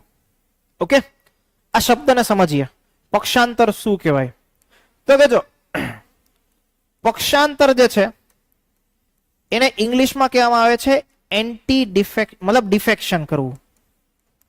હવે તો કે આવું ડિફેક્શન અને પક્ષાંતર ક્યાં થતું હોય? તો કે આવું પક્ષાંતર થતું હોય છે રાજકીય પક્ષોમાં. રાજકીય પક્ષોમાં શું થાય ખબર છે? મેં ઇલેક્શન લડ્યો, હું ઇલેક્શન જીતી ગયો. ઓકે, જેમ કે મેં ઇલેક્શન કોંગ્રેસ પાર્ટીમાંથી લડ્યો, હું જીતી ગયો. ઓકે, હવે તો કે ભાઈ માનો કોઈ બીજી પાર્ટી, લેટ્સ સે બીજેપી મને ઓફર કરે, ભાઈ એક કામ કર તું ઈ પાર્ટી છોડીને આવી જા, અમારામાં આવી જા, અમે તને મંત્રી બનાવી દઈએ. આવી ઓફર આવે તો વ્યક્તિ શું કરે? પક્ષ પલટો. ઓકે, જીત્યો તો ઈ કોંગ્રેસની બેઠકથી, હું જીત્યો તો કોંગ્રેસની બેઠકથી. કોંગ્રેસે મને ટિકિટ આપી હતી, કોંગ્રેસની બેઠકને કે કોંગ્રેસના પક્ષને ધ્યાનમાં લઈને લોકોએ મને મત આપેલો હતો. ઓકે, મને જીતાડ્યો. હવે હું જીતીને જો પક્ષ પલટો કરી લઉં તો આને વિશ્વાસઘાત કહેવાય કે નહીં? જનતાનો વિશ્વાસઘાત કહેવાય કે નહીં? તો આવી પ્રવૃત્તિઓ રાજકીય પક્ષોમાં બહુ જ મોટા પ્રમાણમાં થતી હતી. ઓકે, બધા જ લોકો જે છે પક્ષ પલટો કરી નાખે. રાઈટ? જેવી એને ક્યાંક ઓફર મળી. એક એવો કિસ્સો હતો કે ભાઈ એક વ્યક્તિ છે એને એક દિવસની અંદર 4 વખત પાર્ટી બદલી. ઓકે, પોતાની એક પાર્ટીમાં હતા, સામેવાળી પાર્ટીએ કીધું અમે તને મંત્રી બનાવી દઈએ, તો એને પાર્ટી છોડી દીધી. પછી સામેવાળી પાર્ટીમાં ગયો, ઓલા કે આ મંત્રીને આ બનાવીએ, તો એ કે મારે આ વાત નહોતી થઈ, પાછો પાર્ટીમાં આવી ગયો. ફરી પાછી ઓલી પાર્ટી કે અમે તને બનાવીએ, ફરી પાછો ડિસ્પ્યુટ છે, ફરી પાછો પોતાની પાર્ટીમાં આવી. તો આવા ઇશ્યુઝ થતા હતા. આને કારણે શું થાય ખબર છે? આને કારણે સિચ્યુએશન એવી થાય, રાજકીય અસ્થિરતા, પોલિટિકલ ઇન્સ્ટેબિલિટી, બહુ જ મોટા પ્રમાણમાં ખરીદ ફરોખ થાય, નાણાકીય વ્યવહારો થાય, આવા બધા પ્રકારના ઇશ્યુઝ અને પ્રોબ્લેમ્સ ચાલતા રહે. ઓકે, ક્લિયર છે એવરીવન? સમજાય છે? તો આવી સિચ્યુએશન જે છે એ રોકવા માટે આપણા બંધારણની અંદર એક અનુસૂચિ દાખલ કરવામાં આવી, એને કહેવામાં આવે છે પક્ષાંતર વિરોધી કાયદો. ઓકે, ક્યારે દાખલ કરી? તો કે આપણે દાખલ કરી બંધારણમાં 52માં બંધારણીય સુધારા દ્વારા. 52માં બંધારણીય સુધારો થયો તો ઇન ધી યર ઓફ 1985. એના માધ્યમથી જે છે આપણે આપણા બંધારણની અંદર પક્ષાંતર વિરોધી કાયદો દાખલ કર્યો. મતલબ કેવો હોય ખબર છે? કે માનો હું મારો પક્ષ બદલી નાખું છું, જો હું જીતી જાઉં, જો હું જીતતો નથી, હું ઇલેક્શન બી નથી લડતો, જીત્યો બી નથી, મારે પક્ષ ગમે એટલી વખત બદલાવો હોય તો બદલાવો, એમાં કોઈ વાંધો નથી. પણ હું એક વખત માનો જીતી ગયો, જીતી અને પછી હું પક્ષ બદલાવું છું, તો આને શું કહેવાય? પક્ષ પલટો. તો પક્ષ પલટો કરવાની છૂટછાટ નથી. ક્લિયર થાય છે? આવો પક્ષ પલટો કરવાની છૂટ નથી. જો આવું પક્ષ પલટો કરું તો મારું સભ્યપદ રદ થઈ શકે. ઓકે, હું જીત્યો હોય કેન્ડિડેટ તરીકે તો એ બી રદ થઈ શકે જો હું પક્ષ પલટો કરું તો. ક્લિયર થાય છે? સમજાય છે વસ્તુ? મગજમાં બેસે છે એવરીવન? કોઈ ડાઉટ, કોઈ પ્રશ્નો 10મી અનુસૂચિમાં? આગળ વધીએ. એવરીવન, આની અંદર શું અલગ અલગ જોગવાઈઓ છે, ક્યારે ક્યારે લાગુ પડે, એ જ્યારે આપણે સંસદનું ચેપ્ટર ભણશું ત્યારે ડિટેલમાં ડિસ્કશન થશે કે કયા કયા કિસ્સાઓમાં જે છે એ પક્ષ પલટાનો કાયદો લાગુ પડતો હોય છે. ક્લિયર? ચલો આગે બઢતે. પછી આવે છે અનુસૂચિ 11. હવે તો કે અનુસૂચિ 11 જે છે એ દાખલ કરવામાં આવી 73rd કોન્સ્ટિટ્યુશન અમેન્ડમેન્ટ એક્ટ, 73મો બંધારણીય સુધારો જે છે ત્યારે દાખલ કરવામાં આવી. આપણે આપણા બંધારણની અંદર શરૂઆતમાં જે છે એ પંચાયતી રાજને એક્સેપ્ટ નતું કર્યું. હવે શરૂઆતમાં કેવી સિચ્યુએશન હતી, દેશ આઝાદ થયો ત્યારે એવું જરૂરી હતું કે ભાઈ એક જગ્યાથી બધા ડિસિઝન લેવાય, આપણે ગામડાઓમાં પંચાયતો બનાવીશું, અનનેસેસરી લાંબુ થશે, હજી આપણો દેશ આઝાદ જ થયો છે, સરકારની જવાબદારીઓ અલગ અલગ હોય તો કેન્દ્ર અને રાજ્ય સરકાર આ બે જ સ્તર રાખવામાં આવ્યા. પછી જેમ જેમ આપણને એવું લાગ્યું 1990 પછી કે ભાઈ હવે આપણો દેશ જે છે એ વ્યવસ્થિત સ્પીડ પકડી લીધી છે, તો એના માટે આપણે આપણા દેશમાં શું દાખલ કર્યું તો કે પંચાયતી રાજ. હવે જો 73મો બંધારણીય સુધારો થયો એ પહેલા બી પંચાયતો હતી પણ ફરજિયાત નહોતી. જેને રાજ્યને બનાવવું હોય તો બનાવે, ના બનાવવી હોય તો ના બનાવે, ઇલેક્શન કરવું હોય તો કરે, ના કરવું હોય તો ના કરે, આવા બધા પ્રકારની પ્રવૃત્તિઓ થતી. 73મો બંધારણીય સુધારો થયો એના પછી પંચાયતો શું બની તો કે ફરજિયાત બની. હવે જેવી રીતે તમે કેન્દ્ર લેવલ ઉપર પંચાયતોનું મતલબ કેન્દ્રીય લેવલ ઉપર લોકસભાનું ઇલેક્શન થાય છે, રાજ્ય લેવલ ઉપર વિધાનસભાનું ઇલેક્શન થાય છે, એવી જ રીતે ગામડાઓમાં પંચાયતોના પણ ઇલેક્શન કરવા, રેગ્યુલર ઇલેક્શન કરવા શું છે ફરજિયાત. પંચાયતી રાજ વ્યવસ્થાઓ બનાવી શું છે ફરજિયાત. ઓકે, તો એના માટે એક અનુસૂચિ દાખલ કરી, અનુસૂચિને કહેવામાં આવે છે 11મી અનુસૂચિ. 11મી અનુસૂચિમાં શું છે તો કે જે આપણા દેશમાં પંચાયતો છે એ પંચાયતોની કેટલી સત્તાઓ હશે, શક્તિઓ હશે, એના શું અધિકાર હશે, એની શું જવાબદારીઓ હશે, આવી બધી વસ્તુનો ઉલ્લેખ કરેલો છે. આ ઉલ્લેખની સાથે સાથે ઈ અનુસૂચિ અંદર 29 વિષયો આપેલા છે કે જેની ઉપર પંચાયતો પાસે સત્તા હોય, જવાબદારી હોય, કાર્યો કરવાના હોય એક્સેટ્રા એક્સેટ્રા. કેટલા વિષયો છે? 29. ક્વેશ્ચન આવો પૂછાય છે કે ભાઈ 11મી અનુસૂચિ અંતર્ગત કેટલા વિષયોનો ઉલ્લેખ છે? આન્સર શું આવે? 29. ક્લિયર? તો 11મી અનુસૂચિ. એવી ભાઈ સેમ અનુસૂચિ જે છે એ છે અનુસૂચિ 12. પણ અનુસૂચિ 12 શેની સાથે જોડાયેલી છે તો કે ભાઈ નગરપાલિકાઓ સાથે. ક્લિયર થાય છે? નગરપાલિકાનો મતલબ શું થાય? આ આપણે જે શહેરી વિસ્તારોમાં જે જોવા મળતી હોય છે, municipal corporations, okay, municipality et cetera et cetera, આ બધી વસ્તુ જે જોવા મળતી હોય છે એ શું કહેવાય? નગરપાલિકા. તો 12મી અનુસૂચિ એ દાખલ કરવામાં આવી કયા બંધારણીય સુધારાથી તો કે ભાઈ 74th કોન્સ્ટિટ્યુશન અમેન્ડમેન્ટ, 74મા બંધારણીય સુધારાથી. એમાં કેટલા વિષયો છે? 18. જો 11 અને 12 બે એકબીજામાં ઇન્ટરચેન્જ ના થાય ખાસ ધ્યાન રાખજો. 11મી અનુસૂચિમાં કેટલા વિષયો છે તો કે 29 અને 12મી અનુસૂચિમાં કેટલા વિષયો છે તો કે 18. ક્લિયર થાય છે? 12મી અનુસૂચિ શેની સાથે જોડાયેલી? નગરપાલિકા સાથે. કયા બંધારણીય સુધારાથી એડ કરી? 74માં. 11મી અનુસૂચિ શેની સાથે જોડાયેલી? પંચાયતો સાથે. કયા બંધારણીય સુધારાથી એડ કરી? 73માં બંધારણ. ક્લિયર? તો આટલી ટોટલ ભાઈ 12 અનુસૂચિ છે આપણા બંધારણની. 12 અનુસૂચિને એક વખત ઝડપથી રિવાઇઝ કરી લો. ઓકે, ધેન આફ્ટર જે છે આપણે શું કરીશું? આગળ વધીશું. રાઈટ, ઝડપથી. ચલો એવરીવન, એક મિનિટ એક કામ કરીએ. પેલા જે છે એ બંધારણના ભાગ જોઈ લઈએ. બંધારણના ભાગમાં ખાલી આપણે નામ જ યાદ રાખવાના છે.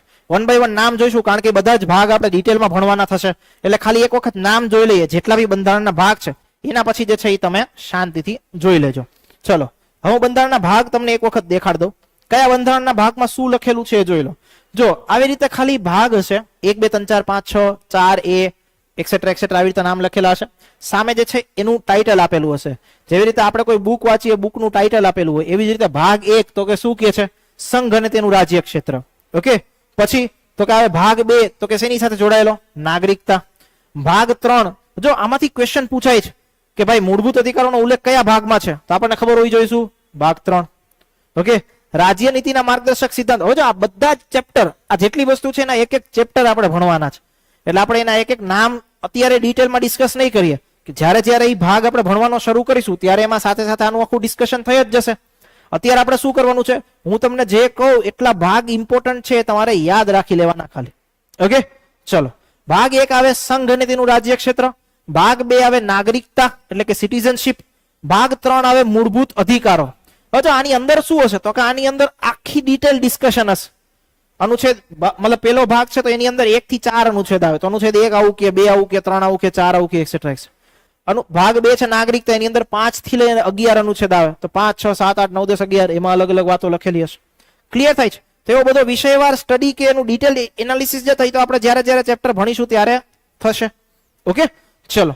તો પેલો ભાગ આવે એવું શું? સંઘ અને તેનું રાજ્ય ક્ષેત્ર. બીજો ભાગ નાગરિકતા. ત્રીજો ભાગ મૂળભૂત અધિકારો. ચોથો ભાગ જોડાયેલો છે રાજ્ય નીતિના માર્ગદર્શક સિદ્ધાંતો સાથે. શું છે એ આપણે ડિટેલ આગળ ડિસ્કસ કરશું. પછી આવે ભાગ 4A. ઓકે, તો ભાગ 4A છે એ શેની સાથે જોડાયેલો છે? તો કે ભાઈ મૂળભૂત ફરજો સાથે. પછી ભાગ 5 તો કે મૂળ રીતે જોડાયેલો છે સંઘ સરકાર સાથે. ભાગ 6 જોડાયેલો છે રાજ્ય સરકાર સાથે. ભાગ 7 અત્યારના સમયમાં નથી, કારણ કે રજવાડાઓ માટે હતો. હવે કોઈ રજવાડાઓ છે નહીં, તો એ ભાગને આપણે ડિલીટ કરી દીધો છે નહીં અત્યારે. ભાગ 8 જે છે એ કેન્દ્ર શાસિત પ્રદેશો, યુનિયન ટેરેટરીઝ, એના નિયંત્રણ, એની જોગવાઈ, એની બધી વસ્તુઓ લખેલી છે. ભાગ 9 તો કે શેનો સાથે જોડાયેલો છે? તો કે પંચાયતો સાથે. ઓકે, જે આપણી પંચાયતી રાજ વ્યવસ્થા, પંચાયતી બોડીઝ છે એ સાથે. પછી તો કે ભાગ 9A એ જોડાયેલો છે કેની સાથે? તો કે ભાઈ મ્યુનિસિપાલિટી સાથે. ભાગ 9B એ જોડાયેલો છે સહકારી મંડળીઓ, એટલે કે જે આપણી કોઓપરેટિવ સોસાયટીઝ છે, એ આખી કોઓપરેટિવ સોસાયટીઝ કેવી રીતે બનાવી શકાય, એના નિયમો શું, એક્સેટ્રા એક્સેટ્રા, એ શેમાં લખેલા હશે? તો કે 9B અંતર્ગત. પછી તો કે પછી આવે છે પાર્ટ 10. પાર્ટ 10 જોડાયેલો છે અનુસૂચિ અને આદિજાતિ વિસ્તારો સાથે. પછી આવે ભાગ 11 એ જોડાયેલો છે સંઘ, એટલે કે આપણી કેન્દ્ર સરકાર અને રાજ્યો એના વચ્ચેના સંબંધો, મતલબ કે રિલેશન્સ. કેવા પ્રકારના રિલેશન્સ? તો કે એક આવે ધારાકીય સંબંધો, એક આવે વહીવટીય સંબંધો. ત્રીજી વસ્તુ આવે નાણાકીય સંબંધો, પણ એનો ઉલ્લેખ શેમાં છે? ભાગ 12 ની અંદર. ઓકે, ભાગ 11 માં તો કે ધારાકીય અને કારોબારી સંબંધો, ભાગ 12 માં તો કે નાણાકીય સંબંધો. પછી ભાગ 13 આવે તો કે ભાઈ ભારતના રાજ્ય ક્ષેત્રની અંદર જે વ્યાપાર થતું હોય, વાણિજ્ય થતું હોય ને આંતરરાજ્ય વ્યાપાર થતો હોય, એનો જે છે એ ઉલ્લેખ કરવામાં આવેલો. ભાગ 14 તો કે ભાઈ સંઘ અને રાજ્યો હેઠળની જે સેવાઓ છે, કઈ સેવાઓ? તો કે જે પબ્લિક સર્વિસીસ છે એનો ઉલ્લેખ છે. પબ્લિક સર્વિસ એટલે શું? તો કે આપણે જે આઈએએસ, આઈપીએસ, આઈએફએસ, પછી આપણી જે ગુજરાત, મતલબ જે ગુજરાત રાજ્ય હોય એની અંદર જે સેવાઓ હોય, તો એ બધી વસ્તુનો ઉલ્લેખ શેમાં છે? એની બાબતોનો ઉલ્લેખ ભાગ 14 અંતર્ગત. પછી ભાગ 14A એ જે છે એ પંચ છે. પંચને કહેવામાં આવે ઇંગ્લિશમાં ટ્રિબ્યુનલ.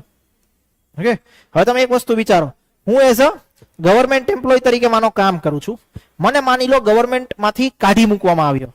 ઓકે, તો મારે મારી જે મને કાઢી મૂકવામાં આવ્યો છે એ વસ્તુની ફરિયાદ કરવી હોય, એની સામે કેસ કરવો હોય, તો હું ક્યાં કરી શકું? તો કે એક હું હાઈકોર્ટ, સુપ્રીમ કોર્ટમાં બી જઈ શકું, પણ એની પહેલા મારા એટલે કે ગવર્મેન્ટની અંદર એક સંસ્થા બનાવવામાં આવેલી હોય, જેને કહેવામાં આવે CAT, that is called as central administrative tribunal.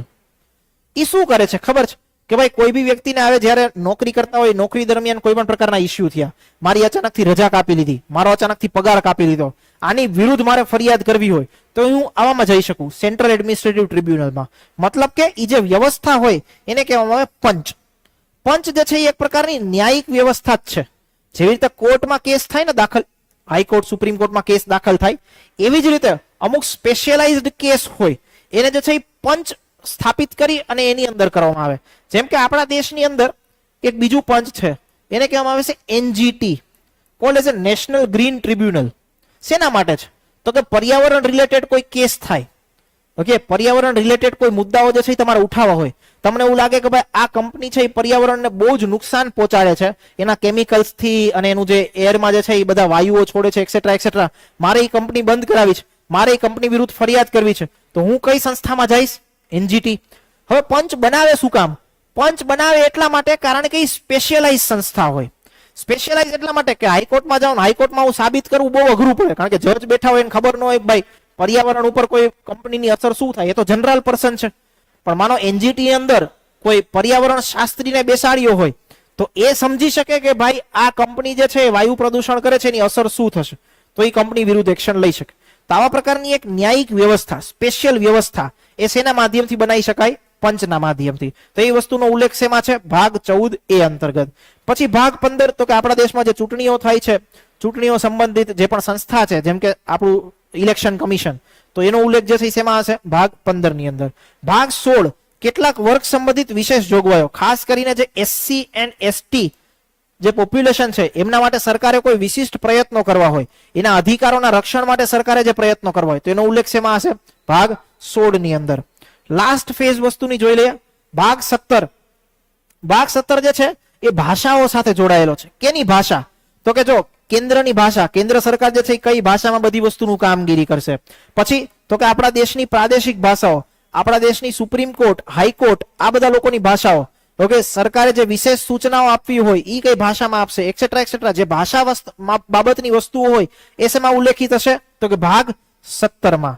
ભાગ 18 તો કે આપણા દેશમાં કોઈ અસામાન્ય પરિસ્થિતિ બની જાય અને દેશમાં ઇમરજન્સી લગાવવી પડે. 3 પ્રકારની ઇમરજન્સીનો ઉલ્લેખ આપણા બંધારણની અંદર છે: રાષ્ટ્રીય કટોકટી, રાષ્ટ્રપતિ શાસન અને લાસ્ટ નાણાકીય કટોકટી. આટલી કટોકટીનો ઉલ્લેખ છે. તો આવી કોઈ પણ પ્રકારની અસામાન્ય પરિસ્થિતિ આવી જાય અને એ લગાવી હોય કટોકટી, તો એનો ઉલ્લેખ શેમાં છે? ભાગ 18 માં. એના પછી આવે છે પ્રકીર્ણ, ભાગ 19, જેને આપણે પરચુરણ તરીકે ઓળખીએ. ઓકે, આપણા ગુજરાતી શબ્દમાં એને આપણે કહીએ પરચુરણ, ઇંગ્લિશમાં એને કહેવાય મિસેલિયનસ. ઓકે, તામાં શું લખેલું છે ખબર છે? રાષ્ટ્રપતિ અને રાજ્યપાલ એ પોતાના પદ ઉપર હોય ત્યારે એની પાસે વિશિષ્ટ પાવર હોય. જેમ કે રાષ્ટ્રપતિ પોતાના પદ ઉપર હોય ત્યારે કોઈ બી વ્યક્તિ એના વિરુદ્ધ કોઈ પણ પ્રકારનો કેસ ના કરી શકે. તમે એની વિરુદ્ધ ફોજદારી કેસ ના દાખલ કરી શકો. તમને એવું લાગતું હોય કે મર્ડર કર્યું છે છતાં કેસ ના થાય, તો રાષ્ટ્રપતિને ઇમ્યુનિટી મળે છે. ઓકે, એના પદને કારણે. ક્લિયર થાય છે? તો આવી બધી વસ્તુનો ઉલ્લેખ શેમાં કરેલો છે? પ્રકીર્ણની અંદર. કયો? ભાગ 19 અંતર્ગત. ભાગ 20 જે છે એ બંધારણીય સુધારા સાથે જોડાયેલો છે. બંધારણની અંદર મારે કોઈ પણ પ્રકારના સુધારા કરવા હોય તો એની પ્રોસેસ કઈ છે, એ પ્રોસેસનો ઉલ્લેખ શેમાં છે? ભાગ 20 ની અંદર. પછી આવે ભાગ 21. તો કે ભાગ 21 ની અંદર કામચલાઉ, વચગાળાની અને ખાસ જોગવાઈઓ. ખાસ જોગવાઈઓ શું? તો કે ભાઈ જે અમુક રાજ્યો છે એ અમુક રાજ્યો માટેની ખાસ જોગવાઈઓ. જેમ કે આમાંથી ઘણા બધા લોકો જાણીતા હશે અને એમને ખબર હશે એક મુદ્દો હતો કયો? તો કે આર્ટિકલ 370. ઓકે, જમ્મુ કાશ્મીરના કોન્ટેક્સ્ટમાં હતું, રાઈટ? સ્પેશિયલ એને જે છે પ્રોવિઝન ને સ્પેશિયલ બધી વસ્તુઓ મળતી હતી. એ મળતી હતી શેની અંદર? તો કે અનુચ્છેદ 370 અંતર્ગત. 2019 માં સરકારે અનુચ્છેદ 370 શું કરી દીધી? હટાઈ દીધી. તો 370 પેલા શેમાં હતી? આમાં હતી. કેની અંદર? ભાગ 21 અંતર્ગત. અને 370 તો જમ્મુ કાશ્મીર હતી. અનુચ્છેદ 371 જોવો તો તમને ખબર પડે બીજા ઘણા બધા રાજ્યો છે જેને ખાસ અલગ અલગ પ્રકારની જોગવાઈ આપેલી. જેમ કે આ નોર્થ ઈસ્ટર્ન જે બી રાજ્યો છે એને. ઓકે, તો એ બધી ખાસ જોગવાઈઓનો ઉલ્લેખ શેમાં? તો કે ભાગ 21 માં. અને લાસ્ટ પાર્ટ 22. આ 22 શેની સાથે જોડાયેલો છે? તો કે જો ટૂંકી સંજ્ઞા, આરંભ, હિન્દીમાં અધિકૃત પાઠ, કોઈ બાબતો રદ કરવી હોય, આ બધી વસ્તુઓ માટે ભાગ 22. સિમ્પલ શું હોય ખબર છે? એવું કે ભાઈ આ બંધારણને ભારતનું બંધારણ ગણવામાં આવશે, આવું લખેલું હોય. ઓકે, બંધારણનું જે હિન્દી વર્ઝન છે, હિન્દી વર્ઝન રાષ્ટ્રપતિ બનાવડાવશે. આવી બધી વસ્તુઓ જે લખેલી હોય એ શેમાં હોય? પાર્ટ 22 અંતર્ગત. એ આપણા માટે એટલો બધો પાર્ટ કામનો નથી. જો અમુક પાર્ટ બહુ જ ઇમ્પોર્ટન્ટ છે, જેમ કે 20મો પાર્ટ, 18મો પાર્ટ, આ બધી વસ્તુ આપણા માટે ઇમ્પોર્ટન્ટ છે. આગળ 1 થી લઈ અને 6 ભાગ, આ બધી વસ્તુ આપણા માટે પરીક્ષાના પર્સપેક્ટિવથી બહુ જ ઇમ્પોર્ટન્ટ માનવામાં આવે છે. ક્લિયર થાય છે? સમજાય છે એવરીવન? કોઈ ડાઉટ, કોઈ પ્રશ્નો? તો આ થઈ ગયું આપણા ભારતીય બંધારણના અનુસૂચિઓ અને ભારતીય બંધારણના ભાગ. કોઈ પણ પ્રકારનો ડાઉટ હોય તો ભાઈ એક વખત પૂછી લો. If anyone is having any doubt, કાંઈ પણ વસ્તુ ના સમજાઈ હોય તો જ્યારે આપણે આગળના લેક્ચરમાં એટલે કે કાલે જ્યારે આપણે મળીશું ત્યારે આપણે બહુ જ ઇમ્પોર્ટન્ટ ટોપિક જે છે એ ચર્ચા કરવાનો છે. અને એ ઇમ્પોર્ટન્ટ ટોપિકનું નામ છે શાસન પદ્ધતિઓ. ઓકે, તે શાસન પદ્ધતિઓમાં ઘણી બધી ઇન્ટરેસ્ટિંગ વાતો અને ચર્ચા અને બહારના વિદેશના દેશોની વાતો જે છે એ આપણે કરવાની થશે. તો બહુ જ ઇન્ટરેસ્ટિંગ સેશન હશે કાલનું. ઘણા એવા ફેક્ટ હશે કે જે તમે તમારા જીવનમાં નહીં જાણ્યા હોય અને તમે કાલે જાણશો. ક્લિયર થાય છે? ઓકે, સો કાલે મળીશું આપણે. આ વસ્તુને એક વખત રિવાઇઝ કરીને આવજો. આજના દિવસે જે બંધારણની અનુસૂચિઓ, જે બંધારણના ભાગ ભણ્યા, કારણ કે 12 અનુસૂચિમાંથી કાલે પૂછીશ તો ઓલમોસ્ટ મોકટેલ થઈ ગયું હશે. તો આજે જ જઈ અને ભણજો. ક્લિયર થાય છે? ચલો, તો અહીંયા સુધી જે છે આપણે આપણો આજનો સેશન રાખીએ. ફરી પાછા જે છે કાલે મળીશું સાંજે 6:30 વાગ્યે. Till that have a good time to all of you and bye bye. Take care yourself. Thank you for joining the session.